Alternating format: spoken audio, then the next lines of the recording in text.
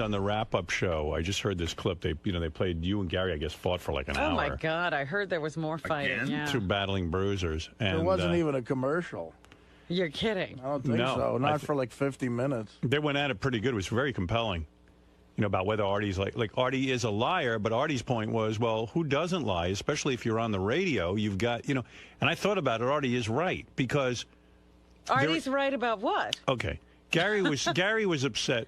Here's the argument in a nutshell. Gary's upset because Artie lies about his drug use and therefore lies when he says, I can't come in today, I got a stomachache, but it turns out he's battling heroin or something like that. So he's saying, how do I know you're not lying all the time? And Artie's saying, look, I don't lie all the time. If I didn't have a job on the radio, I wouldn't have to lie to you at all. The fact of the matter is that when you're on the radio, and I know I've been in this position, you got kids, you got, Artie's got a mother and a sister, and you're trying to convince them you're going to shrink and all this, and they think that you are going to a shrink, and that seems to give them some comfort. So then he gets on the radio and he goes, well, I can't tell everyone I'm not going to the shrink because then my mom's going to find out about it and it's going to wreck fucking my life. It's sort of like the Bill Clinton lie about not having sex with Monica Lewinsky. You can't tell everybody because Hillary will hear. Right. So, but Gary said, look, Artie, it's my prerogative to feel shitty that you lie to me. He goes, but Artie goes, but you lie to everyone too. Everyone lies on the air. It's like there are times you just have to. And so, they went round and round. But anyway, in the midst of this whole, hostility thing that these guys were going through. This was a hostile argument. And Artie's a dirty fighter. Sometimes he calls, a couple of times you have no brains and you're a monkey. Artie's very street. Yeah. That's one thing about Artie. Artie gets really down in the dirt. If you get into a fight with Artie, he's going to pull out all the stops, and he's going to bite you. I thought about this. Gary was more of a gentleman about it. Artie's the kind of, I see why his relationships fail. Yeah. Do you, Robin? You point that out to me? Well, everyone can see that. Yeah, because Artie immediately tears everybody apart, and then he wants to fix it by saying, I'm sorry, but people can't forget what's said. I say things that you can't take back. Yeah, absolutely. You do say some bad things. I've said some things to Dana that I can't take back. But anyway, Artie was saying that he knew right away that I had a nose job. Very obvious. Wow. And that everyone, in other words, you know how I goof on Gary about his caps because we all knew. That wasn't me trying to say it's not as serious as what I'm lying about. But for years, people would ask and you would say no on the radio because you had your reasons for lying about it. Of course. He was waiting to get us to reveal ridiculous things so he could say, I have a nose job. I agree that everyone on the, you see, look. And 99.9% of the stuff I've lied about is drug-related, and it's all been on the air. It's like, how can you say any different? I tried to explain it to Gary afterwards. I said, Gary, the fact is that when you're on the air, and I've made the best attempt I can at being one of the most honest broadcasters in the country, but there have been times, in order to protect some people in my family and things, I haven't, I've been less than honest. Because you're on the air, it's a touchy situation, and you do have kids, and you do have situations where other people have not agreed to be so revealing. Yeah, definitely. So when someone asks you a question and involves someone else, you're like, well, how do I be honest here? And so you can't be 100% honest on the air unless you're insane. And in terms of disrespecting the show, I love the show so much, which is why eventually I come clean because I think that would be fascinating to people. I didn't have to sit here and say I bought piss. I didn't have to say I did shit my pants doing coke in a pig costume. So where do you and Gary stand? I do that because I think it'd be compelling for the show. Where do you and Gary stand? Well, I called Gary Friday. Oh, did you? Because I did. I felt bad, and it got heated. It did, and we had a good conversation. And look, I apologized to him, and I even said there's no need for you to apologize to me. Do we you had a think nice that's talk. the end of it? I hope it is, Robin. I don't know. I'm in a bad way lately. I had an issue happen personally that was kind of shitty, and when, this weekend? Last week, and I don't know. Lately, getting out of bed, the depression has been fucking.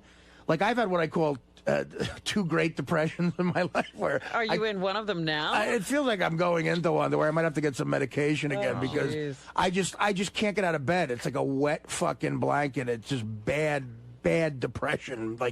All the symptoms I used to have. Really? So yeah, you seem so depressed right now. Well, he's working now. I could.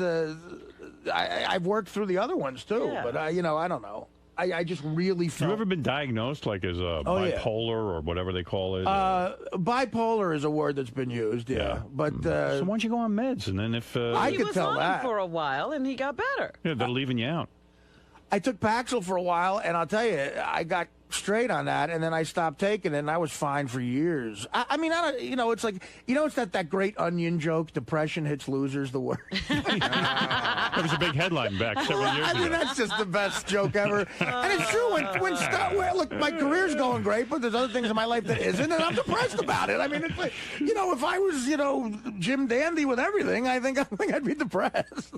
Yeah, maybe you just suffer from depression. Shit happens, and you get depressed about it, Well, hey, sorry to hear you're going through that. But I'm all right. I'm here. Yeah, you look good to me. I think me and Gary, agreed to a truce, I think.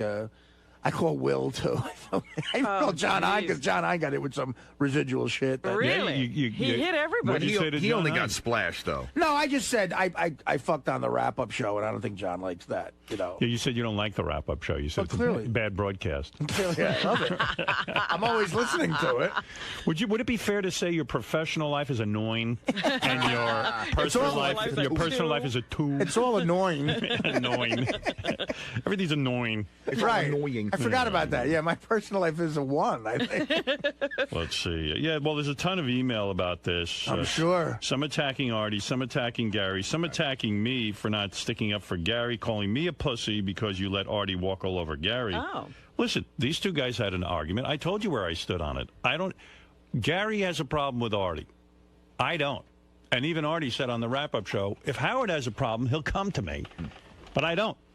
Artie said Howard thinks it's funny when I fall asleep. Gary and Artie, how did the falling asleep come into it? Everything got dragged. Oh, wow. I mean, Gary said to me... This guy says, Howard, you pussy, you let Artie walk all over Gary while you sat there like a pussy. Tell it like it is. Don't you agree Artie is a liar? I agree that we all lie. Why don't... But when two staff members argue, Howard always lets it go. I mean, it's funny. If I interrupted that, I would have gotten such shit email like, why can't you let anybody argue? Right. Yeah, why do you have to make it about you? You're always going to get shit. Doing it right. What did you say that, I mean, listen, Artie and I definitely have issues with each other, but Artie's the one who brought it up the other day. In other words, I wasn't looking to pick a fight with Artie. Right. He was mad at something I said. Well, no, you were on the wrap-up show and you had said that Artie is a liar and that it really bothers you and you don't trust Artie about anything anymore. So Artie confronted you about it. He said he was sick of it and he didn't like what you were saying about him on the wrap-up show. And that's what started it, and I listened. But when I listen, people get mad at me, and sometimes when I jump in, people get mad at me. I can't win. Right. No, you did the right thing the other day. I didn't expect you. That's the way the show runs. I mean, I know you get upset when Artie misses some work. I don't. Right, because, quite frankly, I feel that it's within the parameters that I can accept. Now, I assure you that when things are unacceptable to me, Artie will know it. Right. But, that's what I'm saying. That was a point I didn't get to make to Artie the other day, is that we're both right in the sense that you don't care and it bothers me, and that can be, just because it bothers me doesn't mean I can do anything about it. It's just the way I feel. Right. You feel that he should be a little more professional. Right, but you accept it, and I get that. We both came to the agreement. He is being professional in that when he can't work, he doesn't come. Right. Well, and again, I'm not staying at home to put on a little hat and have my friends over to have a party. Really? He really can't work those days. Those days I can't work are horrifying to me. I sit there scared, like everyone's going to call, well, Jay, I'm like, oh my God, and I'm sitting there shivering. So, Gary, is everything okay with you and Artie now? Yeah, I think so. He called me probably like an hour after the wrap-up show, and he apologized, and I apologized, and listen, there's some pretty crappy things said on both sides that I think it'll be hard for both of us to forget. But I think we sort of got it together. Now, has your opinion changed of Artie? Like you said, you can't really trust him anymore. No, I don't. Listen, I still think that I have to question some of the things he said, but he was right. I mean, he hit me with my exact words. I said everything Artie says is a lie, which is not what I meant. But what I did mean to say is that almost a lot of what he says I have to question, and that I stand behind. Dude, so is you all right, man? What now? What? No, I just want to make sure. Is everything cool with you and Gary?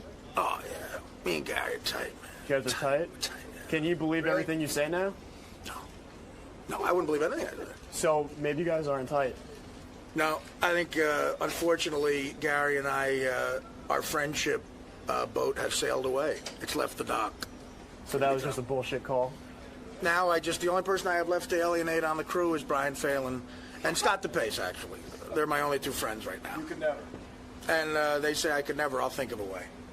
I said this earlier on when I had this job. I will leave here. I will get everyone to hate me. This is what I do.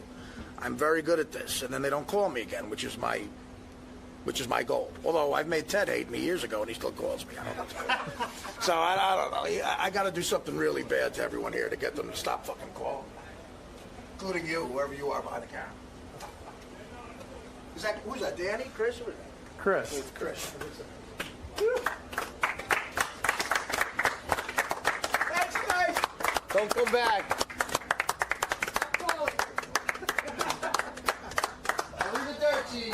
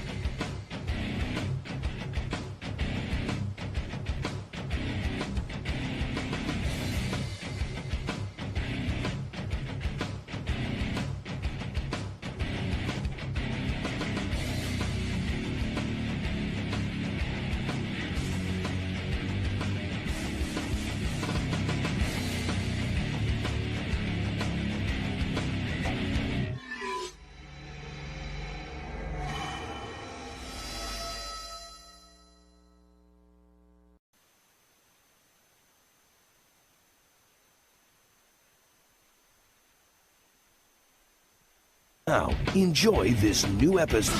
Yo, it's your boy Charlie Murphy. I'm down here to hang out with my man Howard Stern. We're going to go, talk about my upcoming show this Saturday at the Nokia Theater. If you're in town, you better come check it. Get your laugh on. It's me.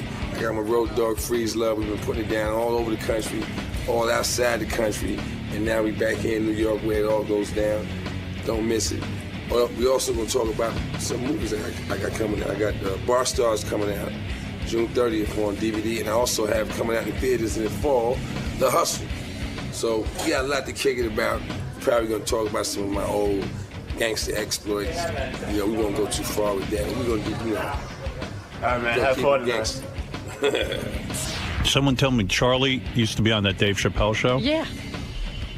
He hasn't spoken to Dave Chappelle since that show went off the air. Really? I don't think anybody has.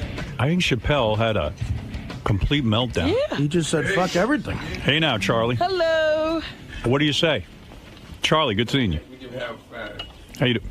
You gotta get Give me more than 5, brother. What's the matter with you? Roosevelt. Good man.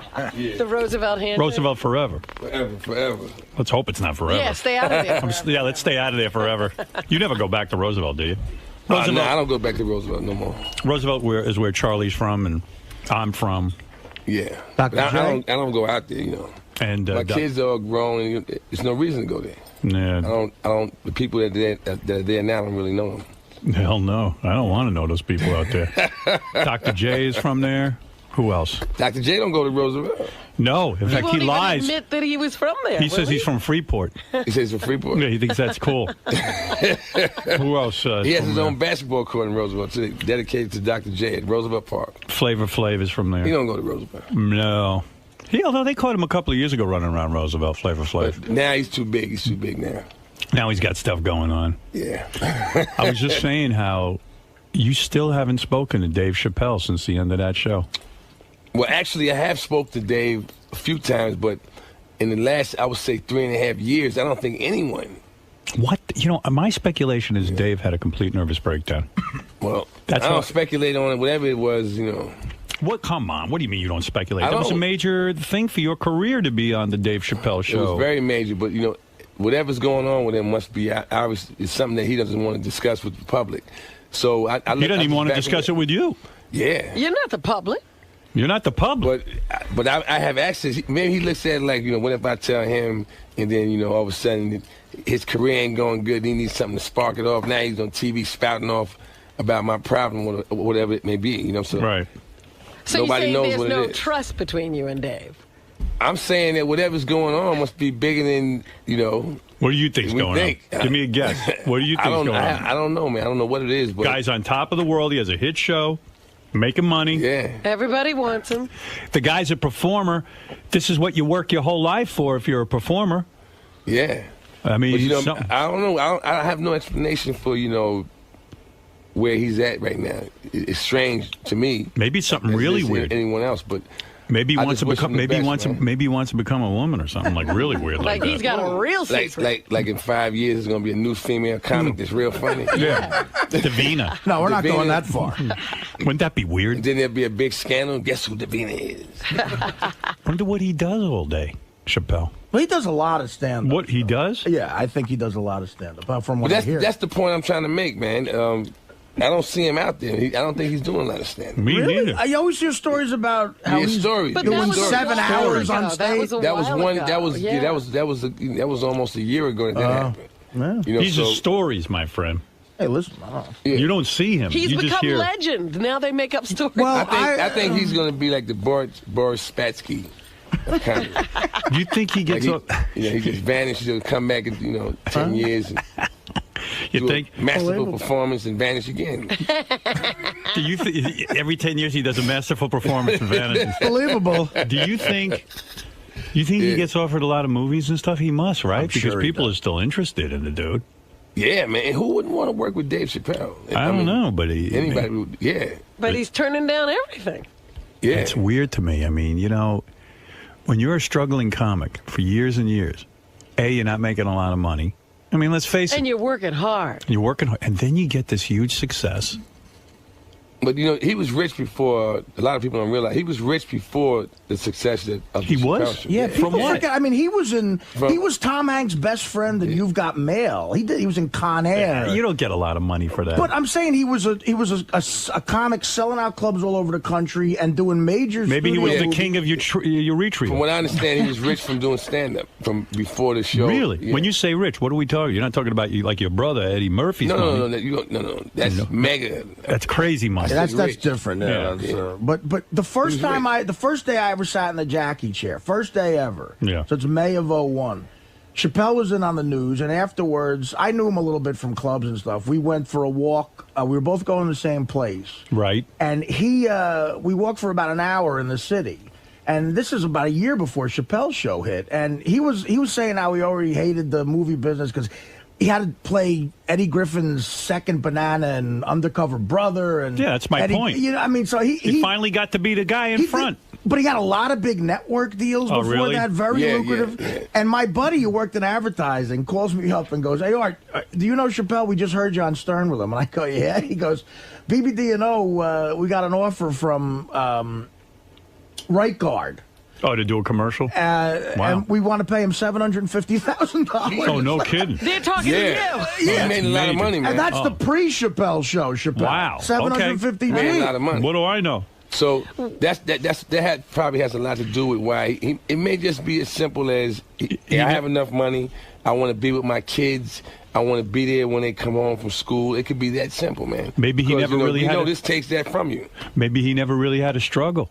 You know what I'm saying? Well, he was a kid actor or something, right? He hit big when he was 19. He was doing comedy when he was, I think, 17. Nine or something. Much like your brother, I think. Yeah. What the hell could you talk about when you're 9? He had such a dirty act when he was 9. I just got a hair on my balls. Yeah. I mean, what would you talk about? Funny stuff is being at one of those shows and having a comedian that's that brave at that age. Yeah. And seeing the reaction of everybody. What did that kid just say? He went to high school. He went to a high school for performing arts down by D.C. I think. Right. So by the time he was 19, he was a polished fucking, much like your brother, like a really great, polished stand-up comic. Yeah. Been around. You know. Speaking of your brother, what the fuck's going on with him anyway? You've been talking to him? I know you talk to him every day on the phone. Well, wait a minute. He's just being a playboy right now. Man. Yeah. He's having fun. Seen him at the game last night. He was courtside at the Lakers game. Really? Boy, but what we haven't talked about was him flying the whole family to some island. He didn't fly the whole family because I wasn't there. Marriage that never happened. No, I couldn't make it. So, but you were invited. I was invited, but I couldn't make it. It wasn't going to make sense for me, with my schedule to fly halfway around the world for one day. One day? Why doesn't he put everyone up for a week? No, I'm saying for me, because I had other obligations. It would have worked out where you're there for one day and then you fly back, you're jet lagged out. Then he married that broad, and then 2 weeks later he was divorced. No, they never got married. They never got married. They never got married. I thought they'd gotten married. They had a ceremony, but they said it wasn't real. It wasn't. He got married, Howard, but it was not legal in this country. Yeah, but why would you have a ceremony? Why would you go through the bother? It was a Fantasy Island wedding. Mr. Rourke did it. Rich people, man. They're all crazy. Yeah. They're all crazy. It was a Fantasy Island wedding.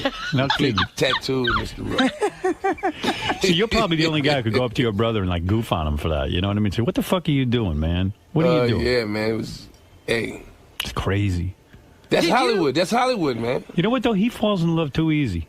Eddie. He does, man. Well, he had just gotten out of that Spice Girl thing. That's the other thing, man. I hope Eddie's holding on to his money, man. I love Eddie Murphy. Eddie has plenty of money. That's one of the problems. You don't have to worry about him. Yeah, but you don't knock up a Spice Girl. You know she's going to come at him with all the lawyers. You know it, man. She has money, too, man. Who, the Spice Girl? Not like Eddie Murphy money, man.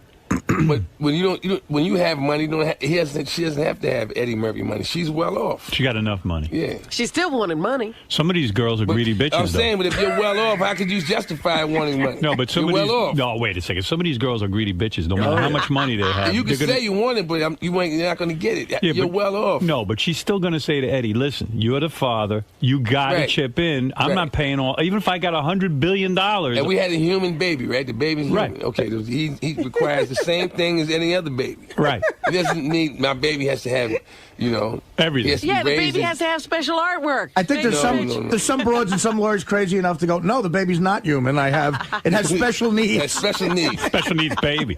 Yeah. But you're the uncle. This baby eats kryptonite. Yeah, do you get to see your nephew or niece or whatever it is? Have you seen the baby? I've seen pictures of the baby. I've been on the road, Howard. I've been on the road, man. But you're the uncle. You like it ain't my baby. I only seen pictures of the baby. You know what I'm saying? Yeah, but you are the uncle. I am the uncle, yes. You are the uncle. I am the uncle. And I have a hard time seeing my own children, so. Where are your children, anyway?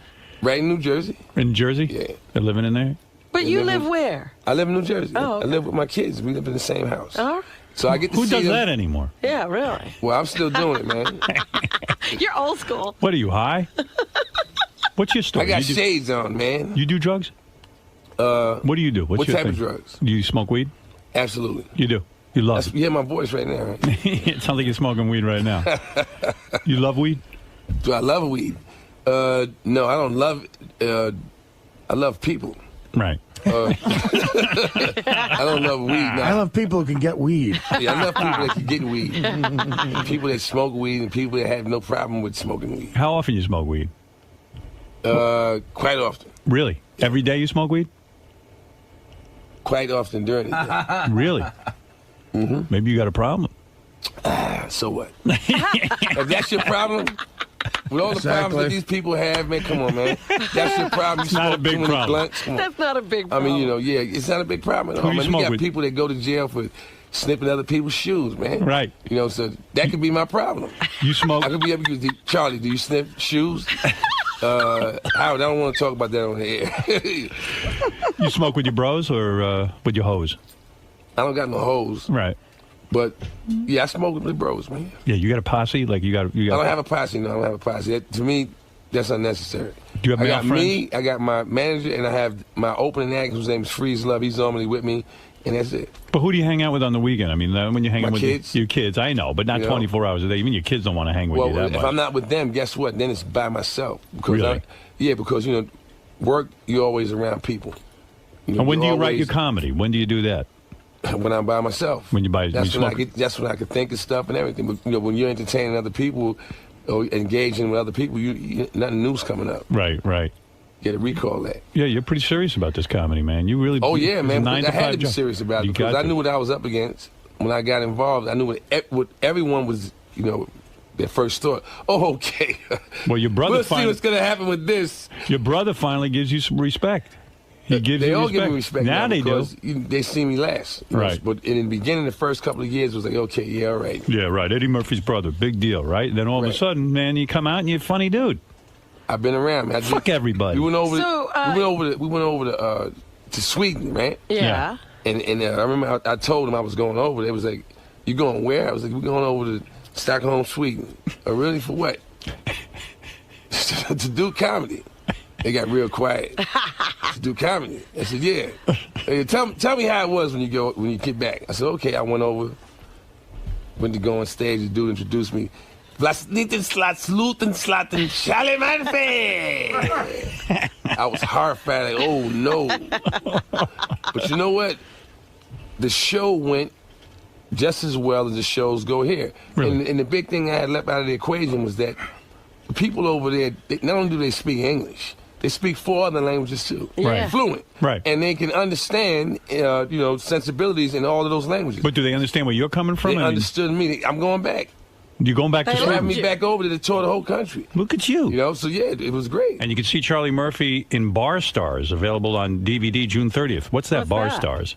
Bar Stars is a movie I did about 2 years ago, an independent film. Right. It's funny. The movie is a lot like in the vein of Superbad, the same type of humor. Right.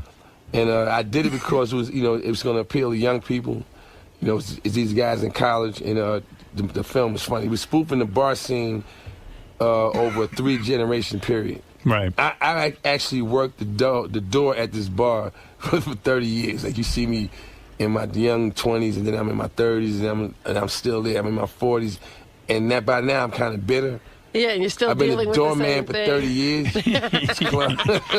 It's kind of like Van Wilder. I mean, he was in college for 11 years, wasn't it? That was the theme of it. And you're the doorman for 30 years. 30 years. That's Ryan Reynolds, by the way. You like that movie? I know, Van Wilder. Yeah, I know. Van Wilder, Ryan Reynolds was in there? Yeah, he was a Van Wilder. He's the guy. Yeah, we had Alanis Morissette, and he just broke up with her. He went off with Scarlett Johansson. That's got to suck. I was thinking about that. That guy's lucky. He had both of them? Yeah. Oh, he fucks like a rabbit, this guy. Talented guy. Talented. He's good looking. That's his thing. He's not so talented. Yeah, that's his talent. That's a talent. I felt real bad for him. He knows how to give up great profile. Imagine, like today in the paper, front page, Scarlett Johansson. Everywhere she turns is Scarlett Johansson. Scarlett won't go away. When I break up with a woman, I hope she's like a loser and she never dates she just again. never gets press again. You don't want to see your woman. I even feel like your brother with that wife of his. She's out every night with some guy. Isn't she? Who is she dating? Strahan? Yeah. Strahan. Yeah, she was Strahan. Yeah. That's what I'd be saying. I'll tell you, if I was single, I'd date her myself. She's got a lot of money. She got Eddie Murphy money. And she's good looking. Except she got kids. No comment. Yeah, it's a weird scene, huh? But look at you all straightened out. No comment. No comment. Well, you can't hang out with Eddie now because he's all single. Right. Why not? You should date her. I'm a grown man. I can hang out with anybody I want. You should date Eddie's ex-wife. That would be the greatest thing. Nah, man, nah. That's like Michael Jackson kind of. Did you get some of that? You heard about that? Yeah. Yeah, What's going on with Michael Jackson? Well, the family. They got two of the family members. What is it? Jermaine and Randy got a baby with the same one. One was married. Can you Jermaine imagine? just got divorced from it. Can you imagine if you said to your brother, "Listen, I'm dating your ex-wife." Your brother would. I would get stolen on, man. That's how it goes down. That's crazy. Bananas. That's bananas. That's no. Although you'd have Eddie Murphy money. That's bananas. I wouldn't want that kind. That's bloody money, man. You got your own money now. That's bananas. You goddamn right. Look at you, man. We don't get down like that. Yeah, you're doing good.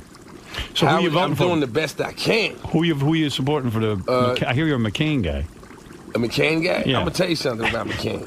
Uh-oh. I got a lot of respect for McCain because McCain is a warrior, and that's to me the most masculine form of, a man can have. It's the most masculine you can be. He flies fighter planes and all this other stuff. Fucking guy went to Vietnam and lived in a tiger cage for 5 years. He was a good-looking guy, right? Too. And that's why I'm scared of him now because he still remembers all that stuff. He's still angry. That's why he talks like this. Yes, and then I'm going to. Doesn't he sound like an angry Clint Eastwood? And don't you figure something happened? You in a tiger cage for 5 years. In a tiger cage eating pumpkin soup for 5 years. Pumpkin soup. Yeah. Not what he ate. That's shitty soup. Pumpkin soup for 5 years in a tiger cage. I let you out, and you talking like this. Okay. So I take it. Straighten this out in a little while. We're going back into NAM. Yeah. You think if McCain gets elected, he'll go back to NAM and straighten things out? Possibility, man. Buddies. It's a possibility to go back to NAM. So I take it you're for Barack Obama. Oh, I'm going with Barack, yeah. Did you ever think in your lifetime, now you're a guy who grew up in a bad neighborhood, just like me. Did you, as black men... Did I ever think that there would be a black man in the position that he's in right now? Yeah. Did you ever think? In my lifetime, no, I didn't. Never. But I'm going to tell you something. From the moment he came, I met Barack Obama at the airport once. Yeah. And he's very personable. Like when you meet him, you like him. Yeah. Immediately. Right. And when he showed on the scene, and he gave his message, to me, what he was saying makes total sense. If you're the guy that's talking about, because that was one of the beefs I had with all the presidents. Right. You're one of the guys that's talking about, I'm going to do something that's going to actually help you individually. Right.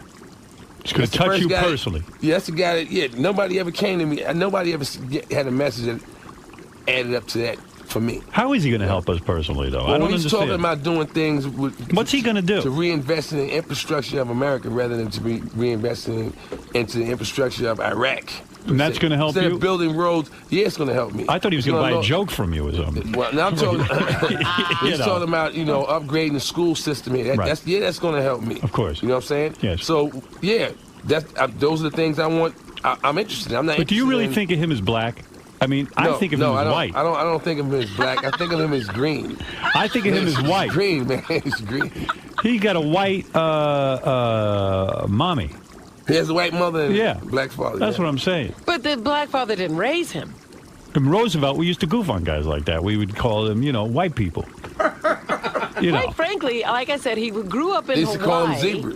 There was Zebra. There were no brothers in Hawaii to help him out. But try to figure out what's going on. I think maybe that was a good thing, though. He grew up in Hawaii. The fact that he was raised the way he was raised was a good thing because some of the things that he may have picked up may have held him back. When he'd be not knowing when to shut up or don't take it there. Don't take it there because now you sound like this one. Right. He never came with he never came off as a radical. He just came off as a dude that was coming with a message that was about everybody. But don't you find he's studying black now? Like he's trying to learn. Well, he became black as an adult. Yeah. That's what I'm saying. He's trying to catch he up. didn't even know what one church thing about to being join. black he hired that Reverend Jeremiah White to turn him more black. Well, one thing about being black is inescapable. You're black, and everybody around you will let you know. Right. If you don't know it, somebody just ask anybody within 6 arms reach. What color am I? And they'll tell you. Well, now that he's the Democratic nominee, white people are saying he's not black. Right. I say he's a white. We still do not have a black nominee. We have a white nominee. Well, that's a white man. He's as white as white could be. He's hardly black. People think they got a black president. That's not a black president. Never going to have a black president. You give Charlie Murphy the presidency, you'll have a black president. You'll have a black president. Right. That's what I'm waiting for. President Darkness. So, what the hell was that? Did you hear that? Meanwhile, we are having such phone problems. That's why I haven't picked up a phone call. If anybody's out there calling in, the phones are completely knocked out. Really? From the weather or something. Oh, yeah. When I was coming in, I noticed a couple of trees that fell on people's houses. Yeah. Yeah, that's bad news.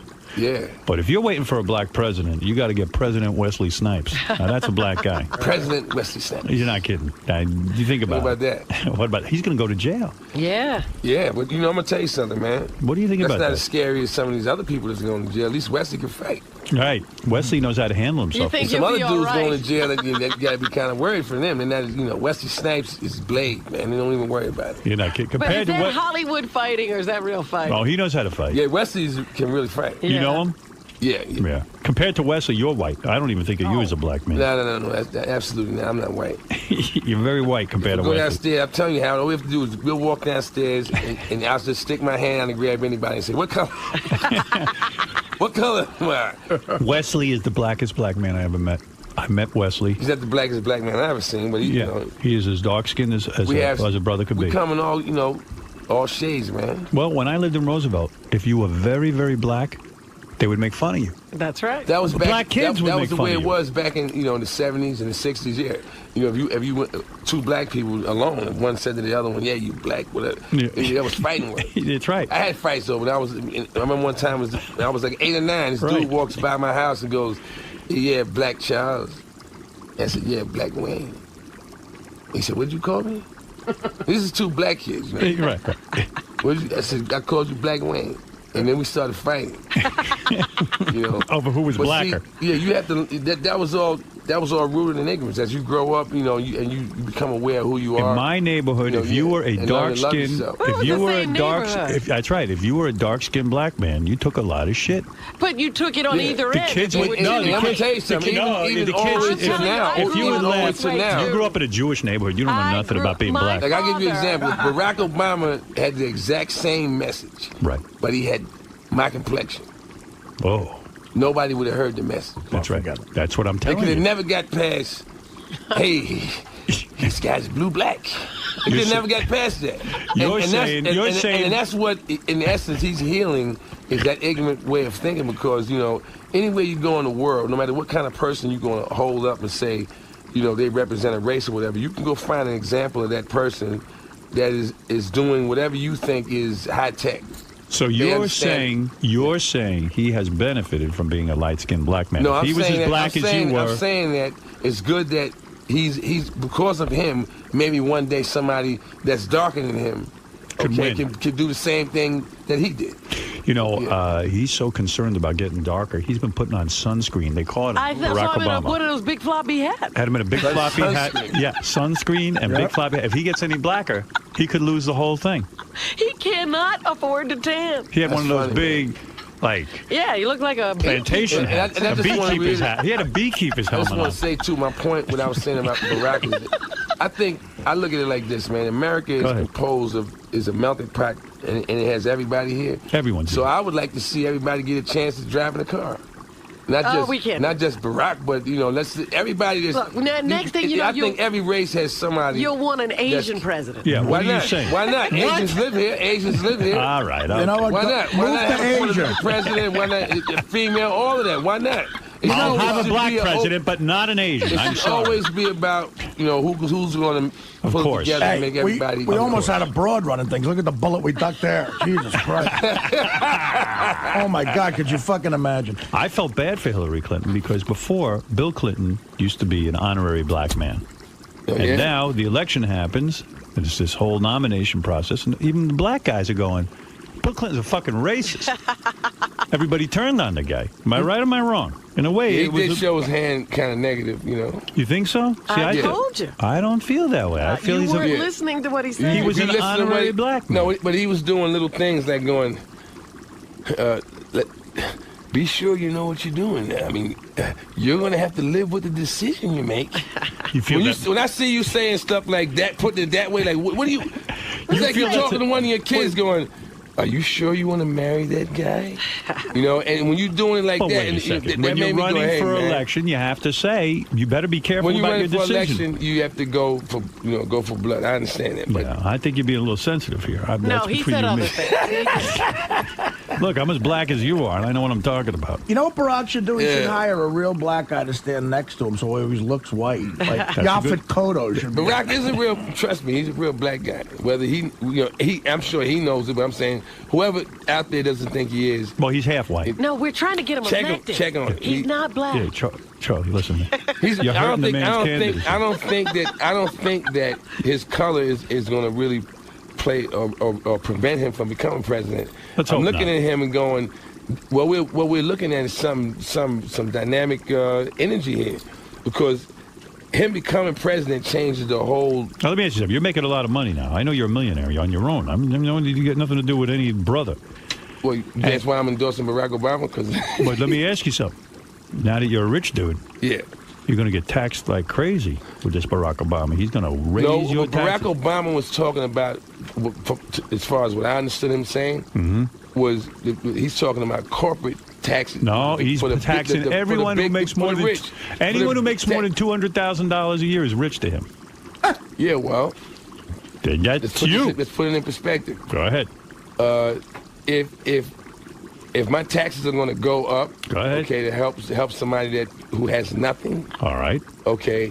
And you show me that this is what's really going down. It's not like you just taking my money. Aren't you paying enough taxes though? Can't they fucking spend this money properly? I'm living comfortably. You know what I'm saying? Yeah. I live comfortably. So I pay a lot of taxes, but then I live comfortably. How many houses you got now? Anybody, I have one. You have one house. Anybody that's rich, that they pay a lot of taxes, but they live And I look at their house. Their taxes are not preventing them from living in the house. That's true. So that's how you got to look at it. Well, all right, man. That's how I look at it. All right, we'll see what happens. I'm not arguing with you. Listen, we got to talk about the big show you're doing. The big show. Charlie's one funny dude. Guy knows what's going on. He's been observing life for a long time. Observing. He seems to know what's happening. You hear him on this show, he's funny. He's got a way of putting things. And I've also had some extreme experiences. Like what? What's the most extreme experience you ever had? This year? Yeah. Okay. I slept on a freeway in West Virginia. What do you mean? Why would you sleep on the freeway? Okay, let me explain how it happened. We did a college we did a show at Radford University. Right. There's only one road that goes, and I forgot whatever highway. There's only one highway that goes from Norfolk to Radford. And we go there and we do the show. We have a 4-hour ride back. 1 hour into the ride, in a pitch black West Virginia highway, all the traffic just comes to a dead halt. Right. And we sit there from 9 o'clock at night to 7 o'clock the next morning. Oh, my God. Wow. The highway was closed. And I'm sitting in the car going, I've never heard of a freeway closing down. What's this about? Yeah. And then the traffic finally opens up and they let everybody go and we get back to the hotel and then you turn the news on. And the reason why the freeway was closed was because they had a sniper. Oh. I know you had to hear about that on the news. Yes, I did. They shot 3 people. Wow. And we was in a big white Hummer limo, which would have been a perfect target. You know what I'm saying? Yeah, you got to shoot somebody. Shoot the guy in the limo. Shoot that limo. Right. But we ended up spending the night on the Do you highway. get paranoid as a black man that they're closing down the freeway because you're on it?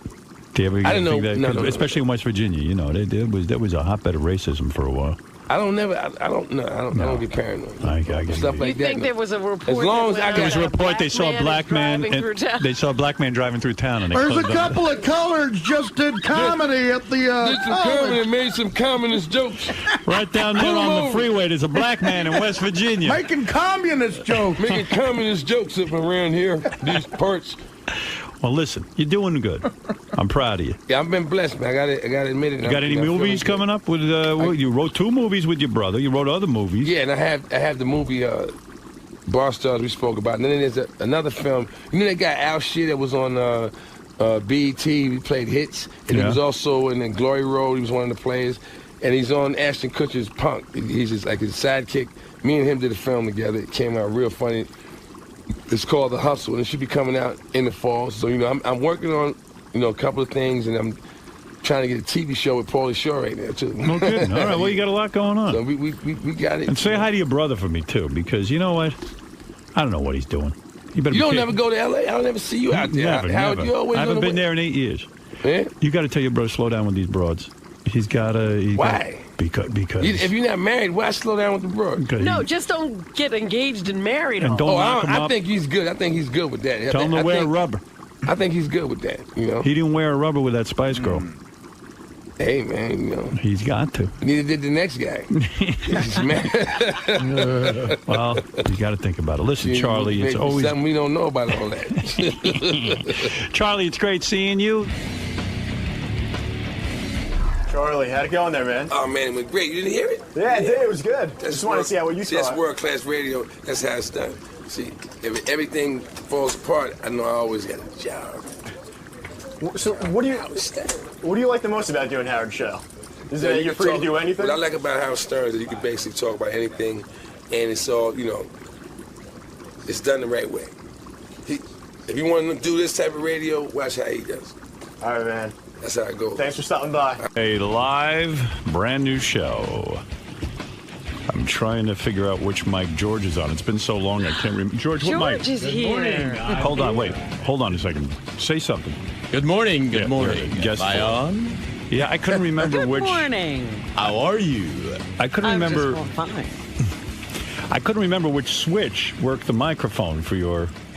And which switch am I? You're number 4. I'm number 4. Number 4. 1, 2, 3, 4.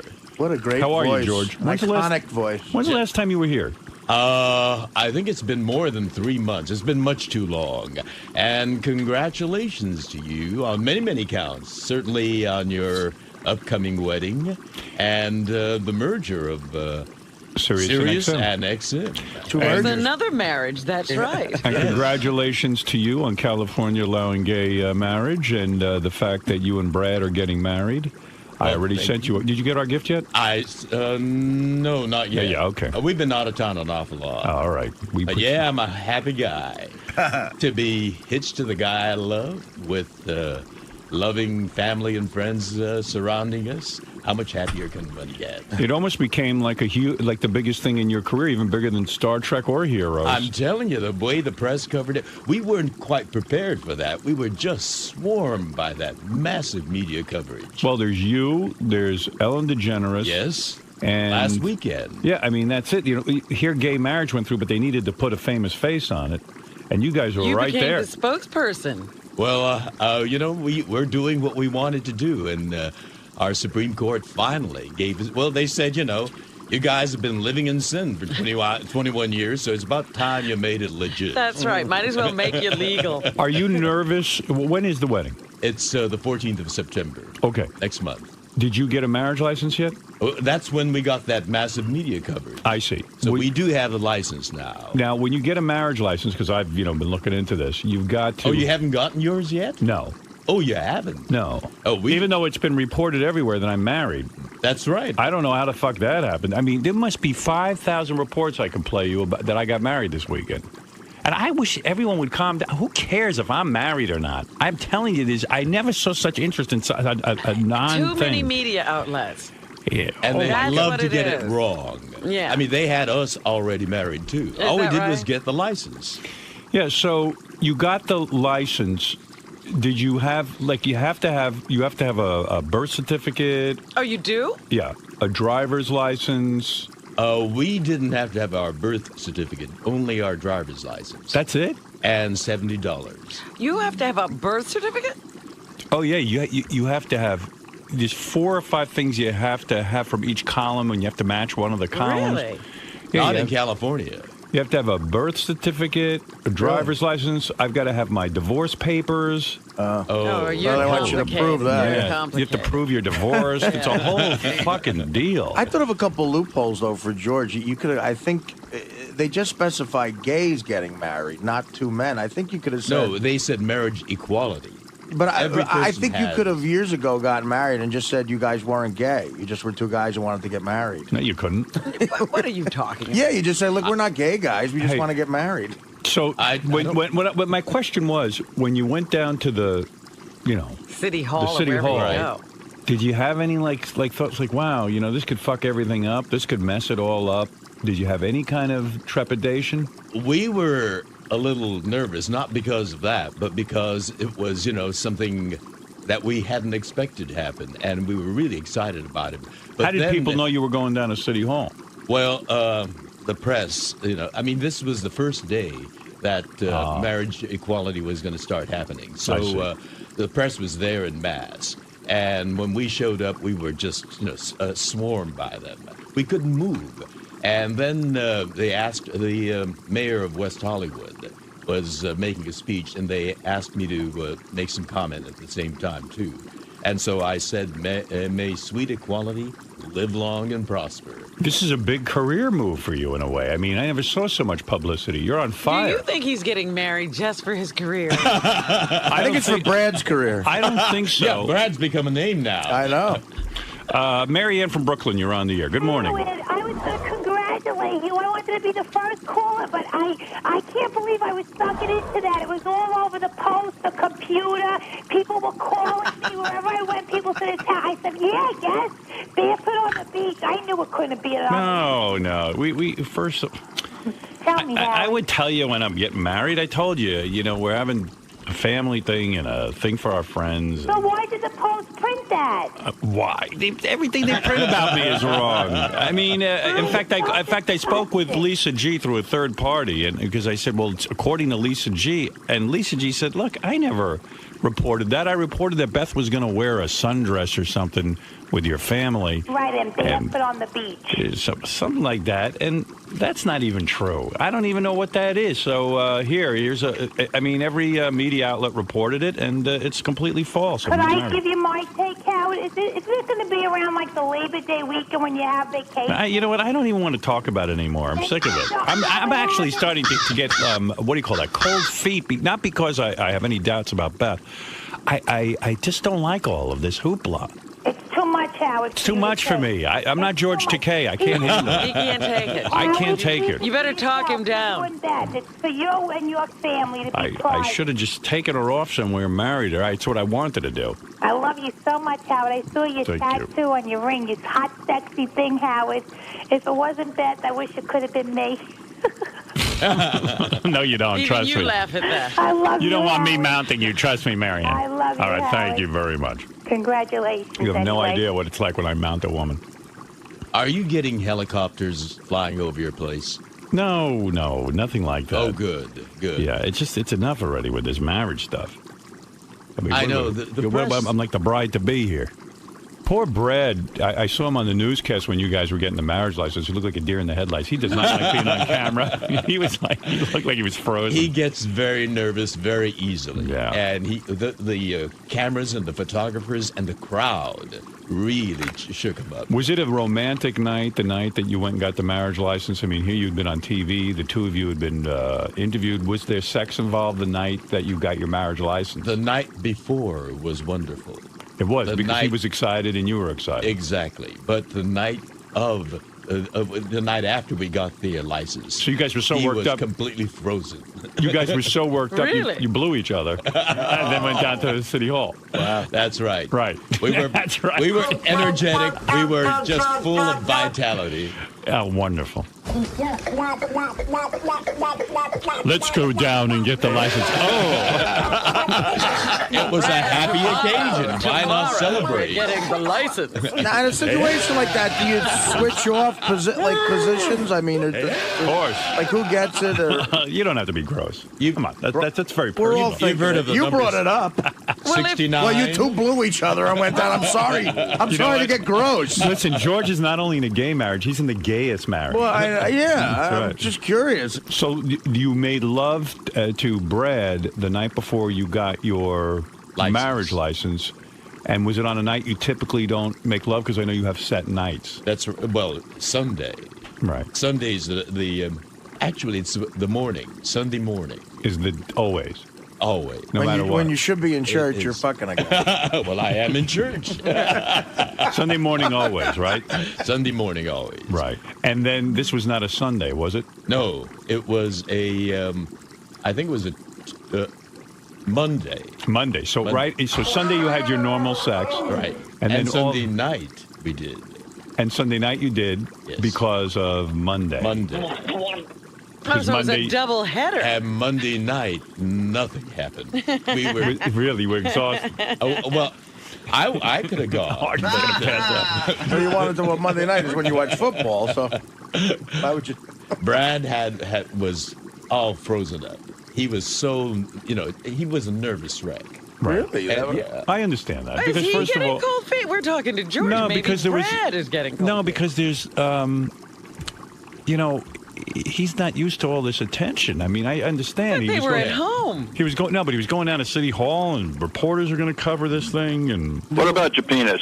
The one show, Thank you. Good Morning America. I think it was Good Morning America. You guys were next to each other, and Brad, he was had a smile concreted to his face. Yes, Right. that expression never changed. And he kept you guys did look like the happiest two We people did. alive. We did feel Which great. was nice. to see. Brad looks like a guy who's not out of the closet and just got outed. He's just like, it's hard on Brad. It is hard. But on you him. don't think this will have any deleterious effect? Deleterious. It's going to be a joyful thing. You don't see it changing at all when you say those vows and now you're committed to each other. Well, we've never gone there before, so we Right. don't know what's going to happen. But I know, for me, it's going to be wonderful. Because right. we're going to have our family and friends. How many people are you inviting to the wedding? Well, we're getting married in the Democracy Forum of the Japanese American National Museum, and the capacity is 200. Right. And, we have a long, long list of dear friends. So we feel terrible that we couldn't invite them all. You guys are invited. But yes, I know that, you have a show on Monday. We sent our regrets, but we did send a gift. Oh, bless your heart. We thank you so much. That's very thoughtful. Yes. We haven't seen it yet, but we appreciate it very much. It's very kind of you. And I Artie, made a donation. Yes, I know. You were so generous. Thank you. And that's very important what Artie did. Because what did he do? He gave a very generous donation to the Human Rights Campaign. Well, that's what it said. In the card, it said he could either send money or... In lieu of a gift, actually, which was very nice. It said you could donate to the Human Rights Campaign, and that's what I did. But Artie was on heroin at the time. I didn't mean to write that check. No, this was before heroin. Well, that was why the sum was so generous. By the way, George. Oh, is that why? No, I'm always generous, George. And the reason for that is, there's a ballot measure coming up in November in California. People who want to nullify the Supreme Court's ruling and take away our marriage. Oh, no. And Artie is helping us. You mean as soon as you get married, you could be nullified? Well, we're gonna fight it tooth and nail. Can you believe people are wasting their time trying to... Arnold Schwarzenegger, good for him, is on our side this time. Finally, he got on the right side. Well, remember on this show, you yelled at him and you told him off. And it obviously got through his head. I'm sorry I brought that name up. King of all blacks, you're on the air in Ingleside, New Jersey. Yes, Howard, I love you, man, but you're very complicated and confusing. I don't understand why if you have beautiful kids, all inside the broken records, you have beautiful kids, why would you deny her of having kids? I don't understand. Well, I'm not denying her of anything because she's telling me she doesn't want kids. But she doesn't, trust me, I mean, she doesn't I said to her, I don't want to deny you anything, so if you want kids, I'm not the guy for you. I can't raise more children. Even my mother said to me, I understand totally. Yeah, but everybody understands but her. No, you're not hearing me. Why are you talking for Beth? Did she call you this morning? You're saying, Beth, you're making this like it's an argument or a hassle. She said to me, I don't want children. I never have. When I was a little girl, I never dreamt about having kids, and it's not my thing. Listen, my niece is married. She doesn't want kids.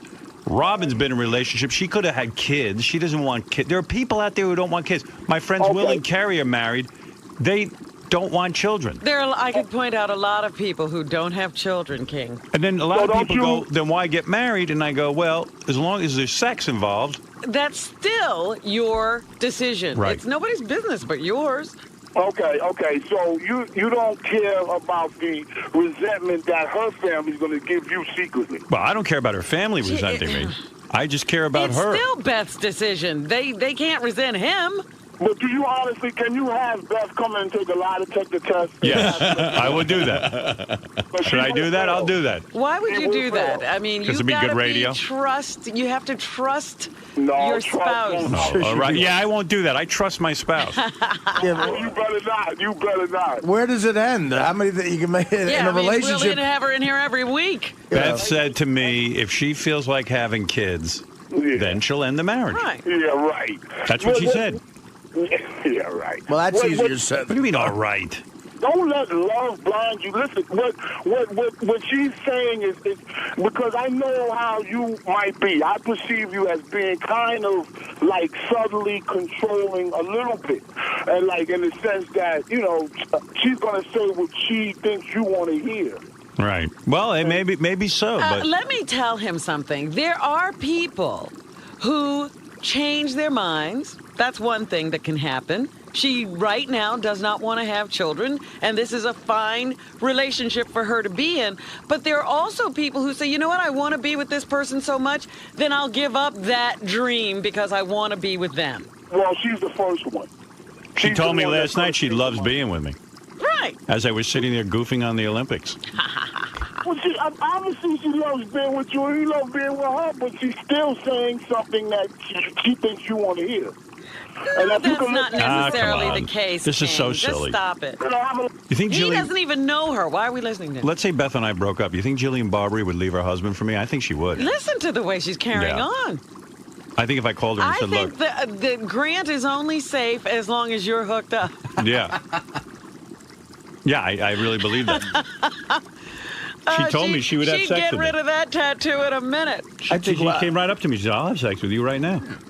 I think we do more for promoting her show, quite frankly. Maybe. We don't talk about her every day. Right. She lures us in.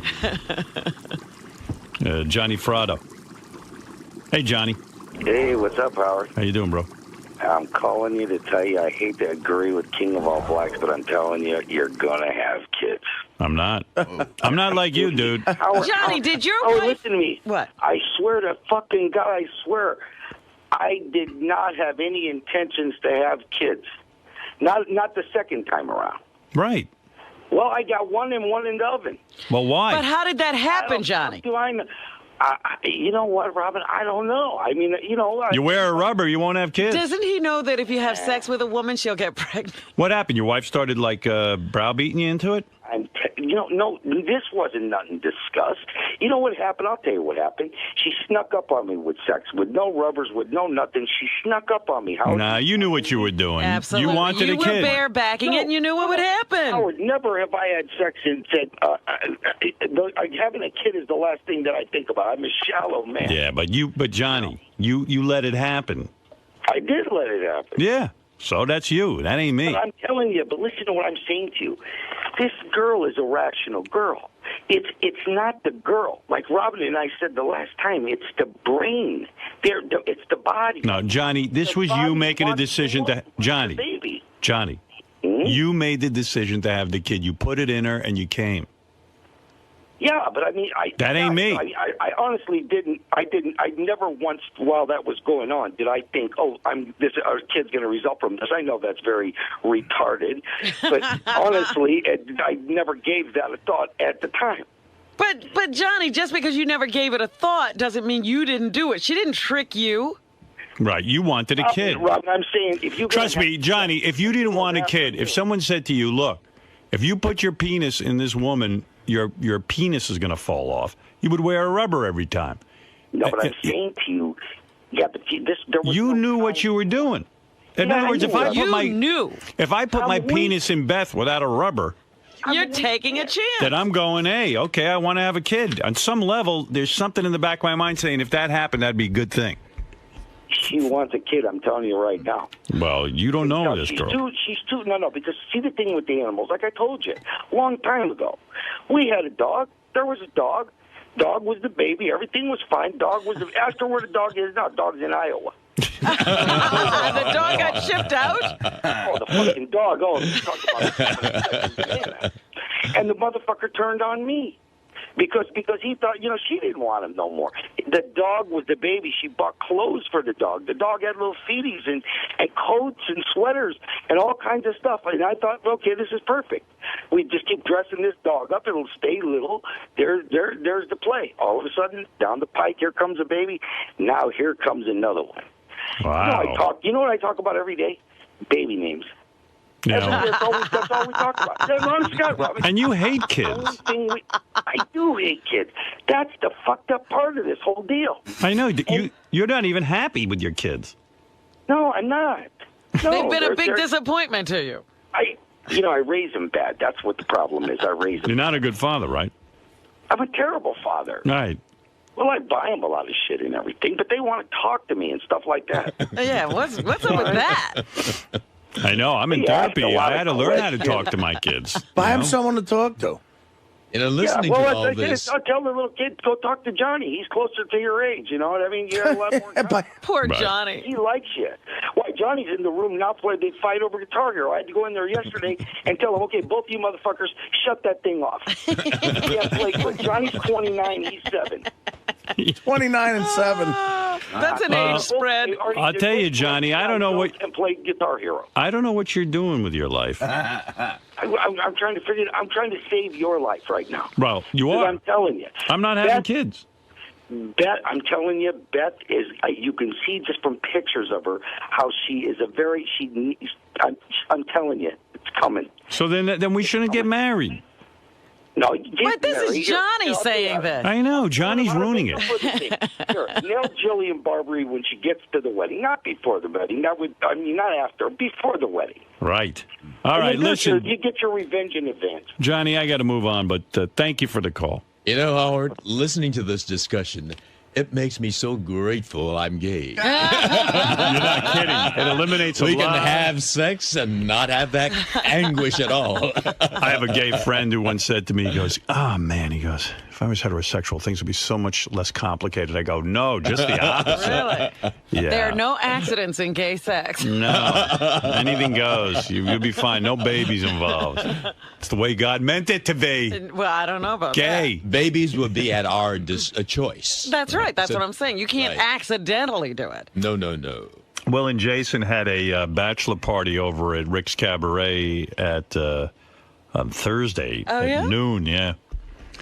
They say Sal goes over there for lunch every day. Like he's like a regular at Rick's Cabaret. That's where he has lunch? Well, they said he's so regular there. Like when he walks in, he's like, he'll walk up to her, go, hi, how'd your engagement party go? Like he knows personal stuff about the girl. Right, Gary? Didn't you tell me like when Sal walks into Rick's Cabaret, they said he's like Norm from Cheers. Everybody knows him, and they said he walked into a waitress and was asking her about her family vacation. Hi, Sal. He's her emotional friend. You go, hi. Gary said, like, he left the bachelor party. Sal was still there. Like, how many hours did Sal clock in? I didn't go to the bachelor party because I had my kids with me. So the bachelor party started a little bit after 12. I needed to call Sal. I called him at 6:20 on his cell phone. Nobody answered. I called him at home at 6:30. His wife answered. She said he was still at the bachelor party. And he called me back at 7:30. He goes, yeah, I just got on the train. So he'd been there for 7.5 hours. And I heard he told his wife the party started at 2, so he could squeak a few more hours out. Let me ask you something. True. Where were the bachelors by 7? They left at 4:30. Well, dude, what do you do there for 7.5 hours at Rick's? It's like anything else. When you're having fun, time just flies. Right. Yeah. You didn't realize what time it was. No, I thought it was like 4 o'clock. I had no clue. Back in the old days, I used to do 7-8 hours at the strip club. Did you really? Sure. Right. Isn't it wonderful? Yeah. Isn't it wonderful? But yeah, I don't know what I've only been to Rick's about 3 times for lunch, and when I go there, I'm very personable. It's important to be nice to people. And 3 times you know about a girl's family vacation? What do you go in the back room or? Where, no, I don't do that. You don't go in the back room? Can't afford it. Can't afford the back room? No. Yeah. But it's a good time. Do you have one girl that you're really into over there? No. You're into them all. You don't have a Rick's wife? No. When you're married, any girl is good. Right. Lisa G is here. Lisa G from Howard 100 News. What Lisa. a weekend. Yeah. Lisa, what's going on? Oh, I don't know where to start, Howard. There's so much stuff. You know, you talked about Jason and Will's bachelor party at Rick's Cabaret, but what you neglected to mention was that Ronnie the limo driver paid a dancer to give a lap dance to John Hine. Mm-hmm. Well, this dancer, Avalon, is now $20 richer without having to do the lap dance because John refused. Yeah, John's like way into his wife and no lap dance, no masturbate. He's married seriously. Yeah, he really does, and he's like, he never masturbates. He only has sex with her. I don't buy that. You know, Tom used to say that too. Remember, Tom Chiasano gave up masturbation because he thought it affected his marriage. You know, I think people are still afraid to admit they masturbate, and You're telling me you think John Hine does it and doesn't say? I know he does it. Oh, okay. I mean, there's no, sometimes you just do it. And it's not because you don't love your wife, and it's not because you have a sexual problem. But you're saying he consciously does it and won't admit it. Yeah, he's embarrassed to admit it. He doesn't want his wife to know. But I'm telling you, he masturbates. Not a lot. I mean, I jerk off, like, if Beth's out for the night and I got some porn. Like I told you, I watched Strap-on Sally the other night, and I'm not ashamed to admit it. And I had sex by myself. I think one of the major influences you've had on society, without question, this is all you, as far in my head, and it's a positive because it's more honest, is being okay with admitting to masturbating, watching porn, like, the small penis thing. Like every guy, it's just liberating. Politicians aren't doing it, Well, though. the fuck politicians, but I'm saying but can I guys tell you in something? general. But it's right. It's odd now, since Howard became sort of a big star, that a guy isn't willing to admit that you masturbate. And John clearly is. I know a couple other guys who say, I never masturbate. How's it true? It can't be true. John loves this show, and I would assume would only be honest. Right. Now, some guys don't want to tell their wives that. Some guys don't want to admit it. Even all the years I was married, like I'd come on the air and talk about jerking off, and then, even my wife would say to me, "Gee, did you really jerk off?" And I'd go, "No." Oh, you wouldn't admit it at home. I wouldn't admit it to her. And like I decided now in my new relationship, I'm honest. I tell Beth, I beat off. I beat off. Yeah. I did. You were out, and I beat off to Strap-On Sally. Creates an option. You even admit that it's to Strap-On Sally. And she goes, "I want to see Strap-On Sally," and I said, "No, because you're going to think I'm disgusting." I mean, really. Because I know she's going to be like, "Oh, those girls are so gross." Meanwhile, it's Carmen Levana and all these girls, and they're hot. That's nice of her, because maybe she wants to watch it to see what turns you sometimes on. we are shocked at what you think is hot. I know. You guys don't get it. They just don't get it. But Chicks hate when you like a filthy broad. Right. But everyone masturbates, and everyone has sexual needs. John, get in here and defend yourself. Hey, Robin, What? like you masturbate now that Jimmy's not with you, right? Well, I masturbated during. You did? Even Lisa G masturbates, right, Lisa? Not now. No? Why? I don't know. I think it's a phase I'm going through. See, I don't believe that. You're abstaining from pleasuring yourself. And John, I believe that you turned down the dance, and that's great. But I do believe you masturbate, and I think you're embarrassed to admit it. Why? I don't know. Because you are. Something you don't want your wife to know. So admit it. Why? You're embarrassed. Because you don't want her to think you don't love her or something. Like it would be almost like cheating on her. Not at all. You're thinking about other women. Not at all. There's no way you haven't relieved yourself at some point or another. Your wife's on the rag or something, and you just go, you know what? I got to jerk off. I've got no reason to tell you otherwise. Like Artie was saying, especially on this show, the last thing you want to do is start lying about stuff like that. I say you've done it. Okay. And I don't care. And I think you're sticking to it now, and very much like a John Edwards kind of thing. Are you saying you never did? No, I have, but not. I can't. What I said was I can't remember the last time that I have. They do say, however, and John suffers from diabetes. Diabetes is supposed to affect a person's sex drive. That is true. So do you think your sex drive has been sort of quieted? I think so. I think it definitely has had an effect. Because I know with me, I'm constantly hard and constantly, having sex. I mean, I have to. If it's not with Beth, with myself. I mean, I need it. Sometimes he just knocks himself down. Yeah, I mean, I had sex with Beth yesterday morning, and then I was in the afternoon. I said, I want to take a nap. Maybe I should go jerk off. I mean, all of a sudden, I go, man, I'm 54 years old. This can't be right. I'm actually annoyed by it. It's like one other chore you have to do because I know. Well, no, listen. You feel it coming on. You go, look, there's no broad around. You're not dating somebody. You're alone. It's a Tuesday night at about 10. You had your shrimp fried rice. And it's you like, you know don't what? want to go out. I know for a fact I am not going to be worth anything in a conversation until I jerk off. And I know George Takei, as great as he is, the greatest actor as he is, I know he has to do it too because Brad does not give him the amount of sex he would even like. Well, that's right. But I was thinking, with age, it'll probably wane. But after hearing Ernest Borgnine, I know that that ain't going to happen. How old are you Give us now? relief. I'm 71. Yeah, and you're saying you're still jerking off. Oh, right? yeah. Wow.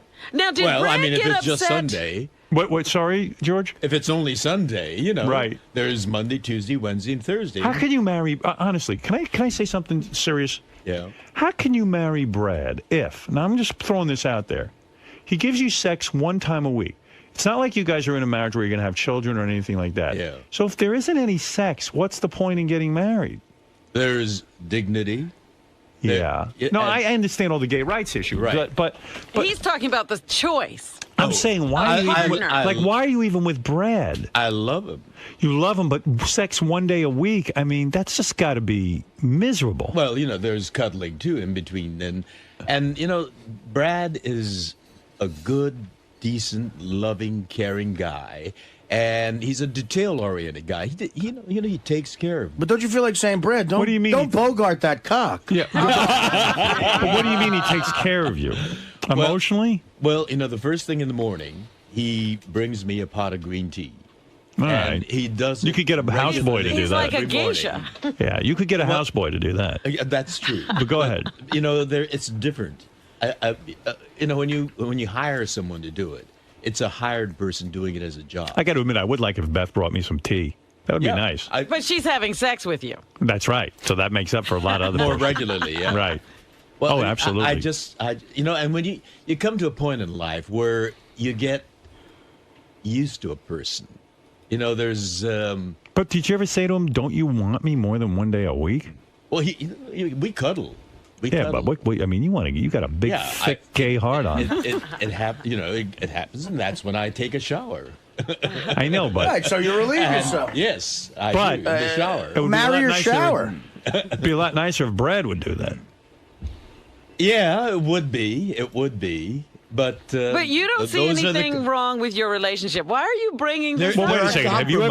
Have you ever sat down with Brad? I mean, in a serious way, and said, "Hey, Brad, I love you. I think we're really compatible.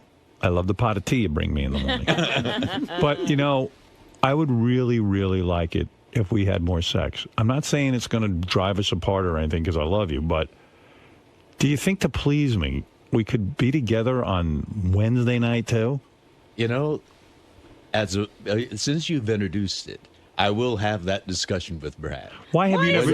Why have you Howard never? always has to introduce it. Why have you never? But why have you? Why do you think you've never done that? Are you afraid to do it? No, I'm not afraid. I just kind of, you know, it's consideration for him.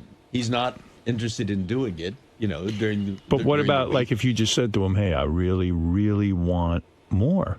Well, you know, he gets very tense and intensely involved with, you know, he's my manager and he takes care of the books and he takes care of the bookings. Oh, so he's fucking you one way or the other. What you should do is you should sit down with him and say, "Listen, if you were doing this enough, I shouldn't even be able to sit down. Like the fact that I'm able to sit down without writhing in pain means we're not fucking enough." What is your point, though? I don't understand. Well, he's exhausted.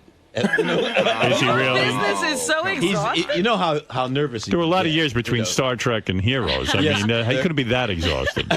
There's a lot of cruises. Oh no, there's a lot of Star That's Trek true. cruises and Star Trek conventions. Oh, that is tiring. Last week was Las Vegas. Next Right. weekend's going to be Atlanta. You know. Yes. Do you two travel together? I'm hosting a Beam Me Up he does buffet. travel with me. Yeah. and he carries the heavier Beam me luggage. up What'd you say? I'm hosting on the promenade deck of the Star Trek cruise. I'm hosting the Beam Me Up buffet. The Artie, vaporized vegetables. Do you ever put on? invite you to the next Star Trek cruise. I would love it. I would love it. Do you ever try to seduce him, like by wearing a sexy outfit, or like like on a Wednesday night, put on something like Just a like a kimono? policeman. I don't. You know what I do is. On This is Sunday Officer mornings, Sulu, bend over. I do my workout with the free weights. Take a shower. Free weights. And then I lean on the doorway and say, "Hey, big boy." It's time. Holy Have some shit. fun? Yeah, every Sunday. Every you Sunday. say you lean on the doorway and say, "Hey, big boy, you want to Well, have some fun?" I may have to put on a different pose, but you know. Yeah. When did it start becoming only Sundays? I guess about 5 or 6 years ago. I don't know what, it was just. Do you think he he's more masturbates? relaxed? He's more relaxed on Sunday. He likes coming on the Sabbath. Do you think he masturbates? I don't know. Of course he does. I don't think so. Wait a because minute. I he's- thought he got upset with you the last time you mentioned that you do masturbate between. Well, since he sessions. knows now, I can talk about it. But he And, did get upset. He did get upset, and as you said, Artie, it really is liberating to come on this show and talk about aspects of your life. Well, Because- I got to tell you something. I think you need to sit down with Brad and just say, Brad, let's come clean with one another. Yes, sir. I think Here we we're will. about to get married, and we have sex on Sunday. And, okay, I love you for a lot of different reasons, but, my needs are much greater, and I really would like for you to consider having sex with me on Wednesday and Sunday. And you know what? Now that we've discussed it on the air, I think he will agree. Well, you know, Howard, some people are even putting that in their prenuptial agreements. What, that they sex? want a certain, you know, like you can't renege on the sex after we get married. Listen, I still want it. Brad, I've got an hour to kill before the Klingon hayride I'm hosting. And let's get down. Right. Well, there you go. Do you ever consider waking up Brad with a blowjob? Like seriously, like he's sleeping and then like you just put your mouth on his penis and then wakey. Yeah. Wakey. They call that the hooker alarm clock. in Before Vegas. I got together with Brad, was one guy who used to wake me like that, and it was, that was wonderful, but he was not. Right. But The sex was good. Suddenly wake up in the morning and feeling that. Wait, you almost passed out. Get closer to the mic. Yes, and you would feel that. Oh, you feel that. It's so wonderful. And then, the blood starts coursing and...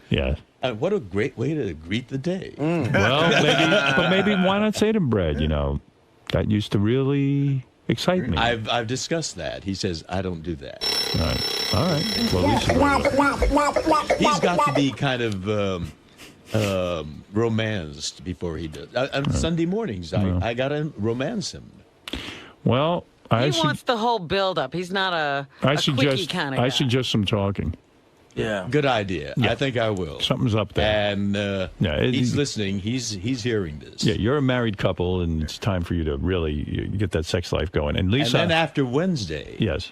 Then we should have it more spontaneous between Wednesday. Yeah, right. And That's what I would. I mean, it's so regimented. You're an artist. You need to You need to be spontaneous. And that's the way I am. Well, do you think you're going to ruin this relationship, Howard? It may not be marriage that ruins it. Well, that's you want right. to know We can blame it on him if it doesn't work out. You want to know something? In a sense, I think that George has come to accept this as normal behavior, and he's not really pleased. Well, he accepts it as Brad's behavior. Yeah, and I think, there's nothing wrong with saying to Brad, I know this is your behavior, but why? And is there something I can do or we can talk about in a serious way, not a joke on the Howard Stern show where we can really, be together and up our sex life. I mean, it's crazy for a guy.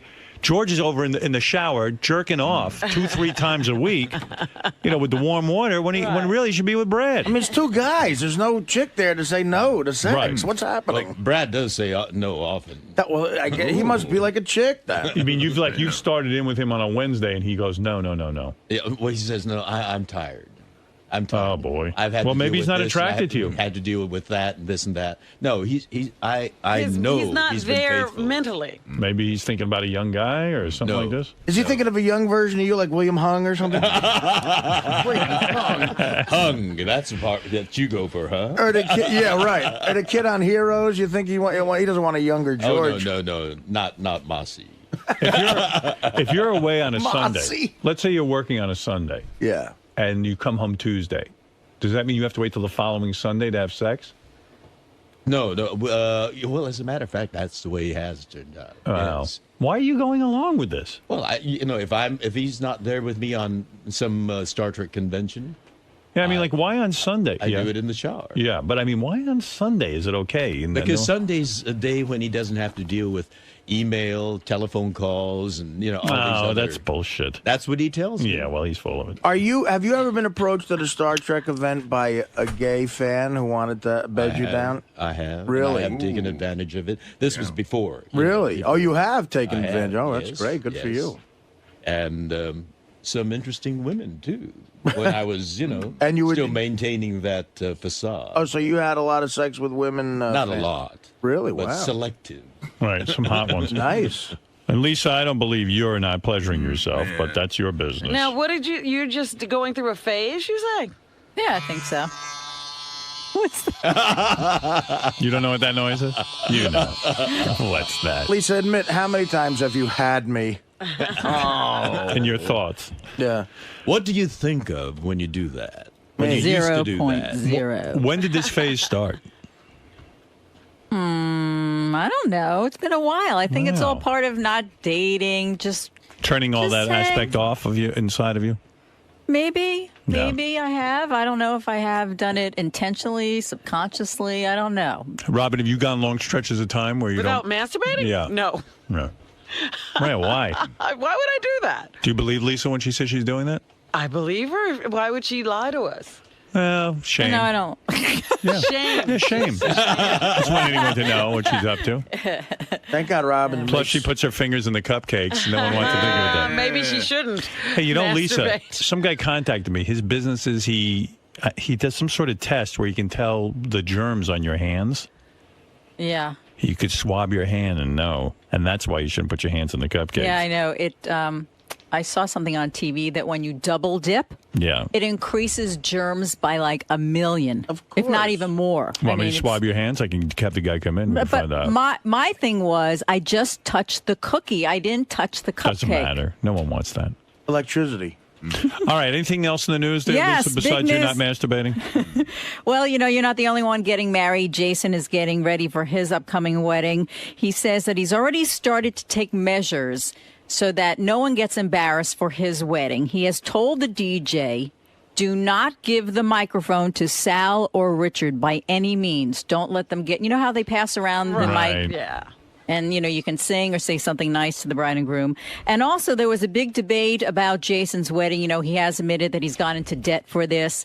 Well, his mother wanted shrimp and was relentless. Well, Jason finally put his foot down and said, I am not paying for shrimp. So the big news is his mother will be paying for it, and there will be shrimp. You should do that with the whole wedding. I mean, It's a little too late now, He has but- no money. To go into debt, that's just the opposite of what a wedding should represent. Yeah, it's a shame. It really is. How much is your wedding going to cost, George? Have you figured that out yet?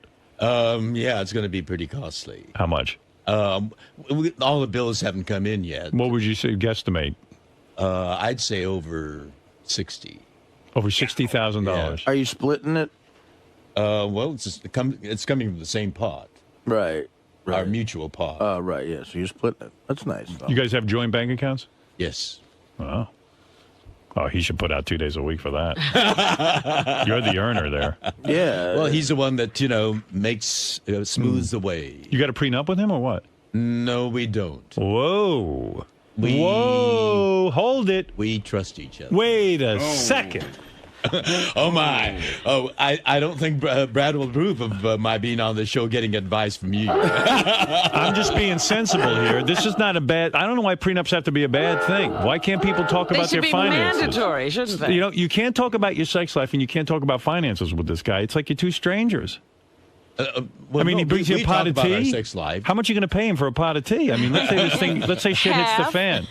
Well, he does manage my, you know, affairs with great efficiency and precision. And any good accountant could do that. Well, that's true. And we do have an accountant in addition. Right. So you're telling me if for some reason, legally, if this thing ends, and it could.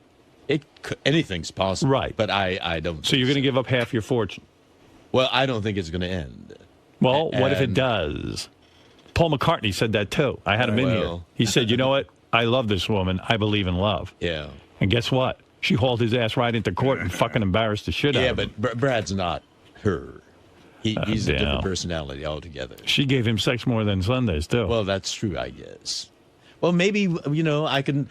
the wedding could be the basis for a bit more regularity. Well, hold it. Now I'm talking about money. Why can't you sit down with Brad and say, look, I want to know financially where we're going to be at if this thing shit hits the fan. And I'm not comfortable giving you half of my money. Maybe George is comfortable. Is that the California law? Yes. Yeah, it's half. Half of everything you've worked for. Half of every fucking shitty Star Trek fan you had to sit there and fucking blow in order to make money. Every one of those fucking pancake every cruise, every... Yeah, every time you were trapped on that boat with all those nudniks. I didn't see Brad at camera blocking every Thursday. Hey, George, could you sign this for me? Young man, I can't hear you through your William Shatner mask. So you think I should have that discussion with him? Oh, yes. What are you comfortable paying? Were you comfortable giving up? So what, how do you... Here's how you do it. I'll be you. Yeah. Brad, I'd like to sit down and talk about something. Yes. Now that we're getting married, this is a legal agreement. I want to work out a prenuptial agreement so that if anything should ever go wrong, not that I think it would, I understand what I'd have to pay you. So do you negotiate some kind of percentage? Well, you would sit down with a lawyer, and he would sit down with his lawyer, and you would say, here's what I'm comfortable. Do you have a problem with this? Our lawyer is our mutual friend. No, you get two separate lawyers. Man, that's a conflict of interest. Something. I see. So we can't get... What would you feel comfortable with if you and Brad split up? Right. He's been your manager for a number of years. He's relied on you for his lifestyle and everything else. So what would you feel comfortable giving him if it didn't work out? You know, if it really didn't work out, and I don't think that's well, yeah, we know it's not. It's going to work. If it really didn't. But if it didn't. You know, I love him enough to say I'll give him half. There you go. Wow. Then you don't need a prenup. I'll give him half. That's love. Well, you're not saying that with a lot of confidence. You were like, I'll give him half. You're testing me. You're not comfortable with half. Why don't you admit it? Why are you not admitting that? I could give him 20%? The Arizona house, and I'll keep the L.A. house. Okay, fair enough. And, you know, a reasonable splitting of... 50%? Hey, well, he's got to maintain the house. Who's going to get the Hummel collection? If he was a manager of anyone else, let's say he got 20%, and okay, now he's your life partner, 30%, but 50%? I mean, honestly. Howard's starting trouble. No, I'm not. George, come on. He'll see you as why? Would you like to negotiate for me? Yeah, bring him in here. Bring him in here. Not on the air. Oh, yeah. Bring him in here. I'll talk to him. You're not going to get Howard on the phone off the air. Right. Are you getting married on a Sunday? We're getting married on a Sunday. All right, well, you're going to say, Sunday look, afternoon. You know, so you're telling me you got to fuck me twice? Wait a second. George. So, George, you're going to just go into this blindly and not have a business discussion with him about finances? Well, we have not had that discussion. I just assumed... You were not going to have it, were you? You don't think about Yes, you did. You're lying now. You're lying to yourself, not to anyone else. You have thought about it. No, I really have not, quite honestly.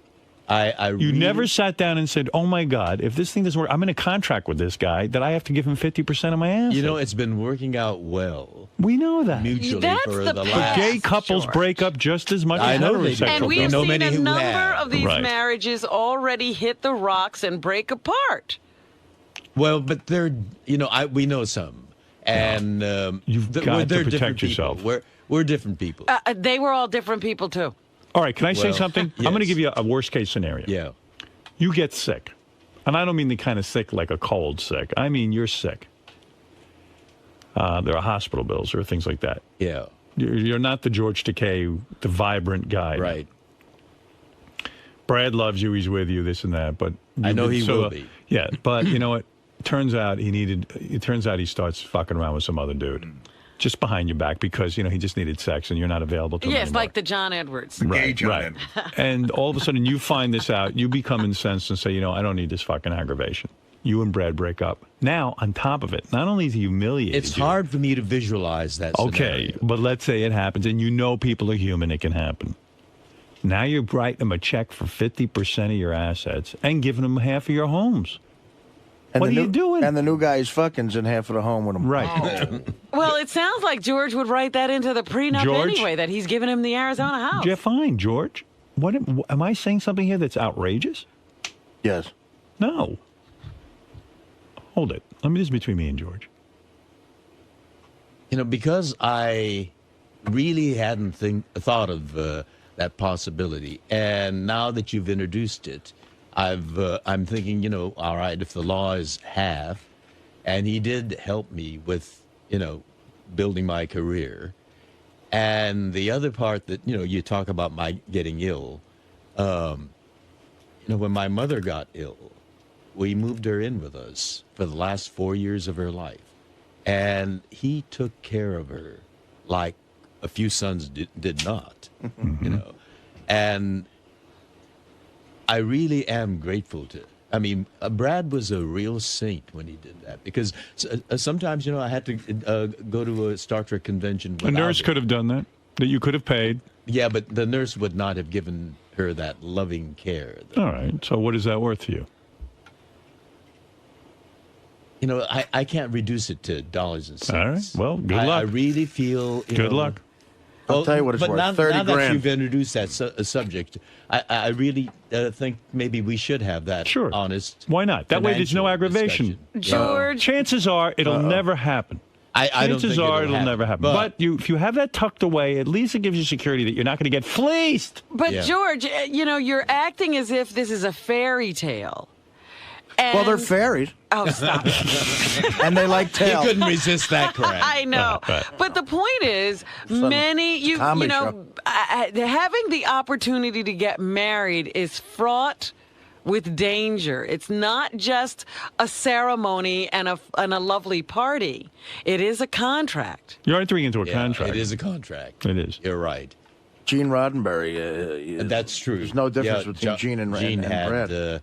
great difficulties. Listen, you've busted your balls, and I like Brad a lot. You know that. But in all fairness, you're the one doing the glad handing on the fucking Star Trek cruises, and that ain't no picnic. Nobody's lining up to get Brad's autograph. I mean, if we were off the air talking, and we started talking about some of those Star Trek fans, these are disturbed people. And the fact of the matter is, that you've paid your dues, Bless pal. their hearts, though. That's right. You've paid your dues. You've been trapped on a boat with those people. You know, you've paid your dues. You don't have I mean, to. sitting there and All sucking right, up. I will have that discussion. Good. I think I think that's fair. We just may have that discussion tonight. Good. And do it. And Because they may if you're just holding, not be getting married tomorrow. if you're holding it back out of fear, then you. No, it's not fear. It's not fear. It's just that. I think it was euphoria. Wait. Yeah. It's just what? And I trust him. I've trusted him, and the trust has been reciprocated all these years. And the thought of parting never entered my mind. And our relationship has been tested, as I say. Moving my mother into our house, and George, we don't know. We don't know in which ways it's going to be tested in the future. As you know, things can erode rapidly. But listen, every guy who gets into marriage thinks it's going to be perfect. Trust You're me. so funny sitting there with that bee. I'm seeing you looking at the bee as he has this. Yeah, I got Beth's initial tattooed on my finger, right there. Oh, right there. You see, right there. Yeah, and I don't have Brad's bee tattooed on me. Right. So I'm saying the same thing to you. Listen, we all believe it's going to last forever. But then when the shit hits the fan, you like to know at least everything's been banged out ahead of time. When you weren't emotional and angry. Why would you leave a legal contract up to the state? You make that up with Brad, and let's get some lawyers involved, and let's get this thing going. All right, I'll have that discussion tonight. Nothing is more romantic than lawyers. You want to get into this. And if Brad is so we should get different attorneys, not the one well, we you'd have right to. now. Any lawyer will tell you cannot have the same attorney. It would not be legal and binding. You have to have two separate attorneys. Because our advising you. attorney knows both of us. That's right. That would not be right. You should have two separate attorneys, two divorce attorneys, who sit down. Divorce attorneys? Yes. Oh, my God, this is being But reduced George, that's the way it works. You want to Welcome be to in the world heterosexuality. of marriage. This is it. Yeah. See, this is what you fought for. Welcome to it. Yeah. Yeah, all of it. The whole Whether you don't mow the lawn for 2 days. positive and the all you're doing, downsides. what you fought for here is to have a legal contract with somebody. So if you're going to have a legal contract, you ought to sit down and find out what the fuck's in it. Don't sign contracts. If you went on a TV show, you wouldn't sign a contract without reading it. That's true. So why are you going into marriage without reading the contract? We're fighting for laws that doesn't allow heterosexuals to be married. Yeah. You'll soon see. All right. That's I why. will take your advice. And by the way, that's why I see you're not having any cold feet or any kind of, because nothing seems to be changing. It's not real. But you don't realize you're signing a contract when you put your name on that marriage. That license. That's true. Yeah. That's true. It is a contract. Yeah. And if with Brad legal loves you so much, ramifications. he'll be willing to sign a reasonable contract. Well, that's another way of testing his love. That's right. Yeah. Well, the test, you shouldn't test love. Nothing should be tested. Yeah. Right? Yeah. No, it's a strange way But of don't putting let it, anything be contested. No, if he loves you, he'll sign something fair. Knowing that it's not going to happen. Right. Yeah. In other words, you should say to him, you should have no problem taking 20% because we're going to be together forever, aren't we, darling? And if he says, make it 30, then I'll know that that may be that a you might real not be prospect. together. Yeah. That's right. Then you'll know he's the shithead that we think he is. Don't forget, my friend, You're the George Washington of gay marriage. That's right. You're one of the first pioneers. Let's make yours a successful one. Right. Yes. Oh, we're determined to make ours. But even if it ends in divorce, let's not make it some tawdry headline splashed across the newspaper. Right. That's We right. are Debacle. mindful of the responsibility. Gay marriage not working. Well. Right. Yeah, that would be. Takei dragged into. He could have hit you up. He could hit you up for palimony. So I like that you're getting married. You're finally going to bang out a contract with this with Brad, which I like, and I like Brad.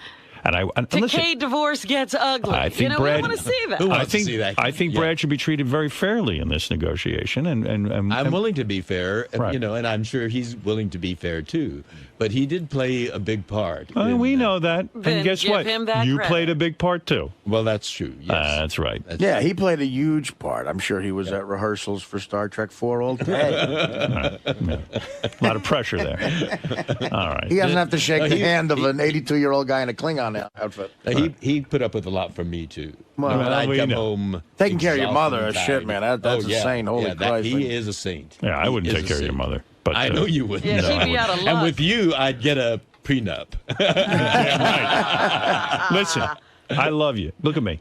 I'm Yes, gonna tell you I something. know. This is my gift to you. It's a More than that mutual- stupid gift No, I that sent is you. a gift, and that is word to the wise. You're a terrific guy. You And know, my he- audience loves you, and I love you, and I know everyone in this room loves you. And he did try And- to have this conversation with Paul McCartney. And you know what? I swear. did. Yes, I did. Yes, he Paul was did. on the show. Yeah. And he was getting married. And I said to him, "What are you doing now?" He goes, "Oh, I believe in love. And Howard, I don't need a prenup." And I go, "You know what?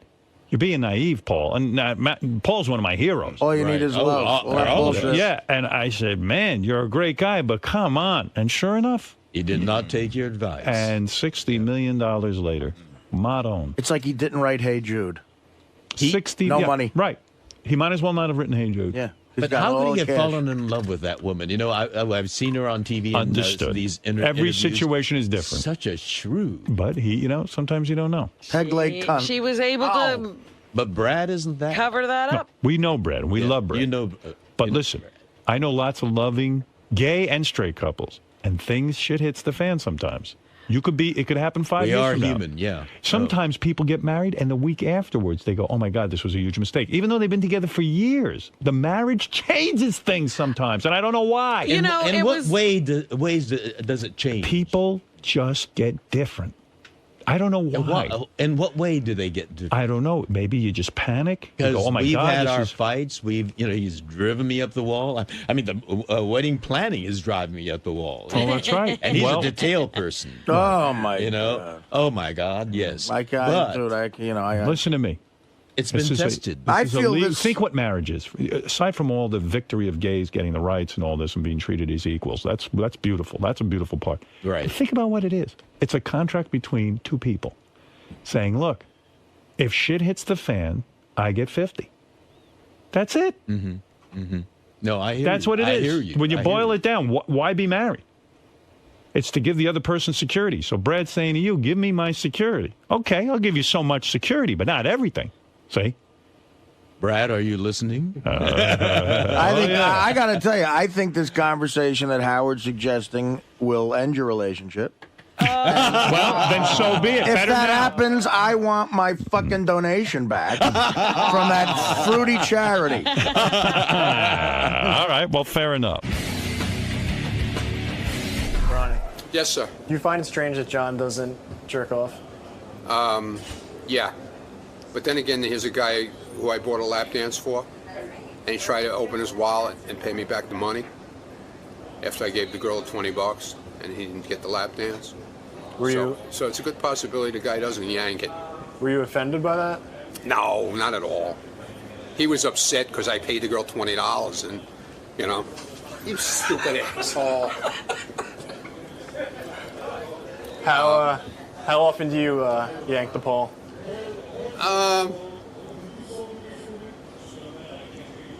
Not that often anymore. I don't have to. Oh, look at you, fucking ladies man. No, it's been a while. Actually, it's been a while. Over a month? No. Couple of weeks? Couple of weeks. Sal, do you find it strange that John Hyde would turn down a lap dance? Yes, I do. I mean, I don't get it. I mean, the guy's a multimillionaire. He's on the Howard Stern show. You know, he's one of those guys that tries so hard to be out of that. He tries so hard to have a reputation of not masturbating and not messing around with girls. He's the guy you're going to find in a brothel in the South Bronx with 4 girls, you know, the jacuzzi running, probably some duct tape and chloroform, you know, sitting on the pillowcases. John Hine's a creep. You know, there's no doubt. You know, it's just like Spitzer. The harder you fight against it, the more of a fucking degenerate you are in the closet. And that's what you are, John. You're a degenerate creep. You're an idiot and a liar, and you can't pull the wool over my eyes, asshole. All right, that went in a different direction than I thought. Mark my words. But I love the guy.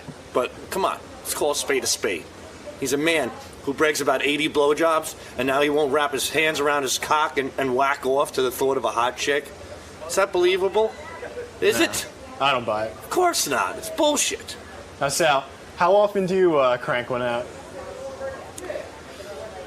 Once to twice a day.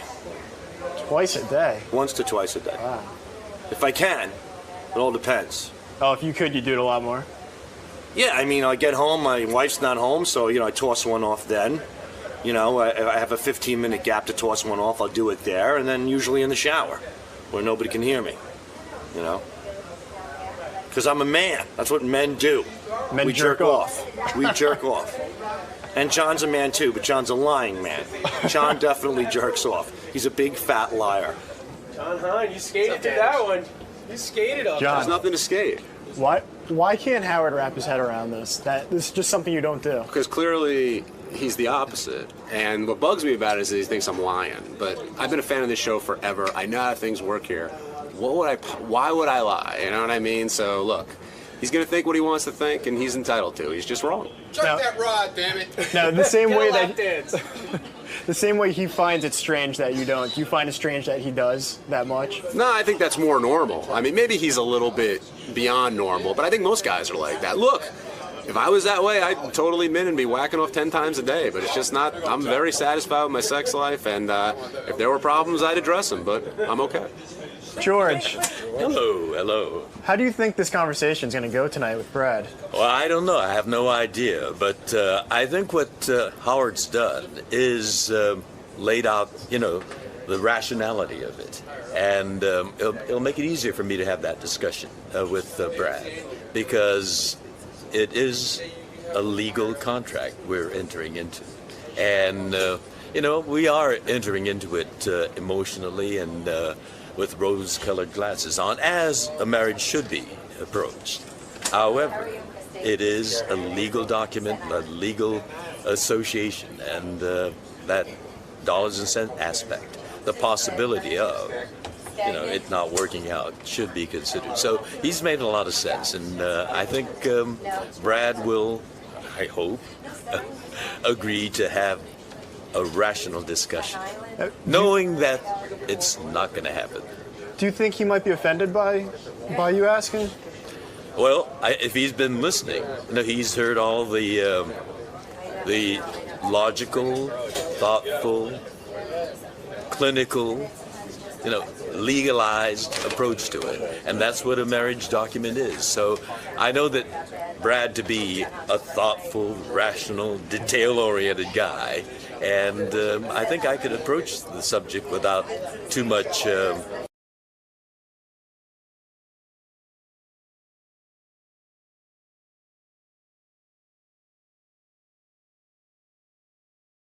with John Hine and Gary Dell'Abate.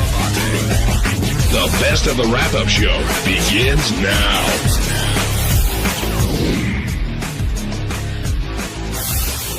Hey, this is JD. On Monday's wrap-up show, I talked about the big radio broadcast I did from Artie's book signing out in Los Angeles. And also, you know, older women, you know, loving me or whatever. I don't know, liking me. So, anyways, just watch. Just watch. Now, JD also had an interesting theory, I thought, about his fame and his fans. Hit clip number 2, Teddy. Here's JD wondering if he's following a certain path. The one girl that said she wanted to have my baby looked like... Oh, don't say that. Well, she did. You didn't like the way she looked? Well, I mean, she was older, and I think I'm like the Clay Aiken of... You know how Clay Aiken has the you coming out of the closet? No. But like, what are you talking about? But you know how like his fans are like these older women or whatever, the Claymates. I don't know. You're saying you think that maybe your fans are older women? Something like that. I don't know. Not hot chicks. J-mates. Yeah. That is one of the most insane theories in the history of the show. How do you make that jump? Like, because probably, listen, you got his numbers, everything's diminished. So if 2 older women liked him in a year, that means that older women like him. Well, JD should come down here and explain himself. Yeah, that's really was an absurd statement. Benji, how do you think JD did? Well, I think it is. Listen, you're joking around, but I think a live environment is really tough. Even when Howard does a show in Vegas, it's hard to get control in that kind of environment. And it bothered me. I know we do the exact same thing, but I felt Steve was being like a little condescending to him. A little? Yeah. He was being condescending, and that bugged me. But it sounded really interesting. But I don't know how much it was interesting because it was train wreck interesting or just fun to listen to. See, we pulled the best parts. Like Scott sent over 15 clips, which I sent over to Richard, which he turned into 6 clips. So we didn't listen for the I don't know what the whole thing sounded like, but when Tim came to me, I said, Tim, really, you're going to cover the book signing for an hour? I go, it sounds like a long time to watch Artie sign a book. Like, so somebody going to stand there and say, now Artie's, making the L and the A. Like, I didn't know what they had planned, but it looks like they had reports and stuff. And listen, I guess the great thing about this, our station here is we can experiment and stuff. So I'd love to hear from somebody who heard the whole show. One thing I was just going to quickly say was that the people there had no idea they were on a radio show either. There was no production, there was no opening, there was nothing. So it was just JD and Langford walking around with microphones. It didn't really look like no one really knew it was live on the air. I mean, was it difficult to do the broadcast the other night?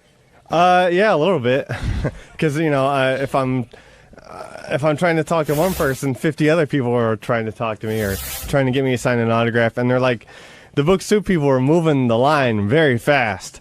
So, sorry, I ran down here. It's okay. So, they're just, as they're passing by me, they're like, sign this, take a picture. And that was the whole night. And people whooping at me and stuff. Well, that you can't, but you should say, hey, I'm on the air. But you should have said that while you say, listen, I can't really do that right now. I'm on the radio. But I'd like to talk to you. But the other thing is, did you feel that Steve Langford was condescending towards you? Did you get that impression? Because that's what Benji said. I feel that's Steve Langford's sort of on-air character persona, whatever he's trying to do. So it's fine with me. I think it was funny. We played the clip. You also likened yourself to Clay Aiken. You want to expand on that a little bit? No, it was a weird. I should not have said anything because I'm sure I started a whole fucking stupid thing of J-mates or whatever the hell it is. That's doubtful. Yeah, right. I mean, that really is. Oh, I hope it is. You feel like this whole Jared Team JD Team Jared shit fucking blew up and. Whatever. Wait, so what's your concern? You've started a J-mate trend? Like, no, I'm asking you seriously. Yes, I don't know. Like every time you walk out of the building, there's gonna be like 1,000 ladies screaming and stuff. Forget it. Do you have sounds stupid now? Do you have a lot of older women hitting on you? First of all, define. I have. There was an older woman at the book signing telling me she wanted to have my baby. Define older. Tell me what older is to JD. I would say over 35. I mean, they're not old, but like 35 to like 45? 35 to like 50. Or late 40s, I don't know. And you get hit on a lot by women that age? Yeah, how frequently does this happen? I don't know. It's just wherever. No, not wherever. How frequently does it happen? I don't know. Messages on MySpace and stuff like that. I don't know. What kind of messages? Just messages. You're very cute and stuff like that. But not from other 23 or 24-year-olds. Yeah, but not as much. Not as many. How do you know? Like they're over 35? You check their profile? Of course. Kidding me? I'm sorry, I don't know. Well, I'm just saying. And so now you're worried like you're going to get I don't know. Overwhelmed with online requests? No, forget it. You think you're being pigeonholed that only older women will want to fuck you now? I don't know. I just shouldn't have. It was a stupid thing to think of. No, it's not. But it seemed like you had a genuine feeling. Like, in other words, you were being honest. So don't be ashamed of being honest. The more women that are forthright with their wantingness or whatever seem to be like that. Like, I've yet to see a hot 21-year-old tell me she wants to have my baby. From what Gary's saying, like, are you scared that it would hurt your chances of getting younger girls? I don't know. Whatever. Like, why would it be bad? Is it annoying to you? No, it doesn't. No, it's just, well, if I want a regular relationship or something, yeah. But you don't think you could meet a 35-year-old woman who could do it for you? Maybe, but I mean, it's unlikely. I mean, how old are you again? 28. That's not even that much older than you. No, I know. I was thinking you were like 23. No, but so behind these older women might be these hot young women that are trying to get to you, but you're surrounded, so they can't. Exactly. I guess. Is 35 your older woman cutoff? Like, is that the age? Would you? Oh no. There's no. What do you mean no? Hot, like 50-year-olds out there. So what do you care? Why do you care how old they are if they're into you? It's more. I'm more thinking of a relationship type thing for that sort of thing. And they might confuse you, and trick you. I don't know. You guys, I'm just very confused right now with this whole conversation. I'm being condescending. But are better-looking girls running your way now because you're sort of known? Yeah, you're on the radio now? Why aren't super hot chicks getting a hold of you? Was it Facebook? There's some. Then why aren't you doing anything about it? Well, I mean, a lot of them don't live in New York, or they already have boyfriends. Well, you're getting laid so often that you can't travel. In other words, if there's a girl in Philly, a girl in Boston. Well, I mean, I guess I would have to feel like traveling somewhere. I'm a very lazy person, Karen. I don't feel like doing anything There's during the no week. heterosexual man that's too lazy to get laid. Well, I guess that's me. So that's impossible. Sorry. But you can't. Sorry, you can't complain about it if you have options. No, I'm not. I don't say anything. I'm not. I wasn't complaining. What was I complaining about? Let's go to Cape Cod and talk to Jay. Jay, you're on the wrap-up show. Hey, what's going on, guys? Hey, Jay. I just got a comment on this whole, watching JD, and he's a train wreck. It's become a painful train wreck. It's no longer a comical train wreck.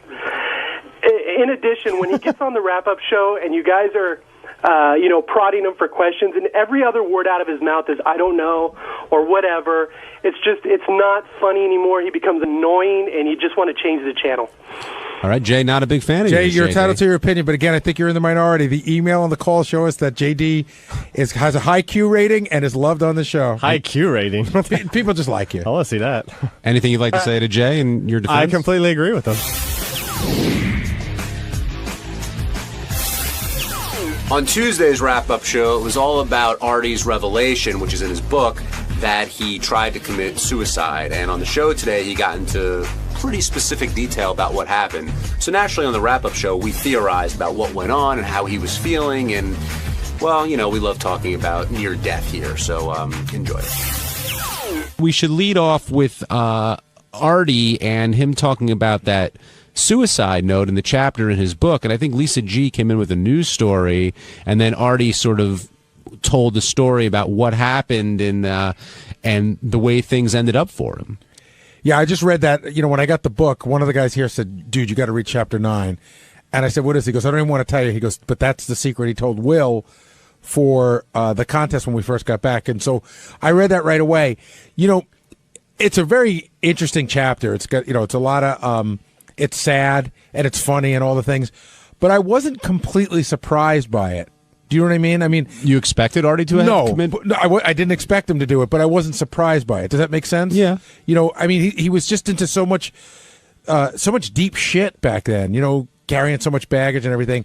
I'm not shocked that he tried that, but it is interesting to hear him tell it in a blow-by-blow account. Yeah, when he was explaining it today, he talked about when he was messed up, but then he sat down and he's like, okay, I'm going to take this journey and see what death might be like and this and that. I mean, you've got to be pretty screwed up to reach that point. Yeah, it's got to be in a dark place. The thing about Artie is, and I think that this is why I love him, this is why the audience loves him. Like Artie told that story on the air this morning. That had to be what? 20, 25 minutes? More than that. More than that. That motherfucker could tell a story like nobody else. Yeah. The guy can tell a story because he could. It's unbelievably sad, but yet there's laughs in it along the way.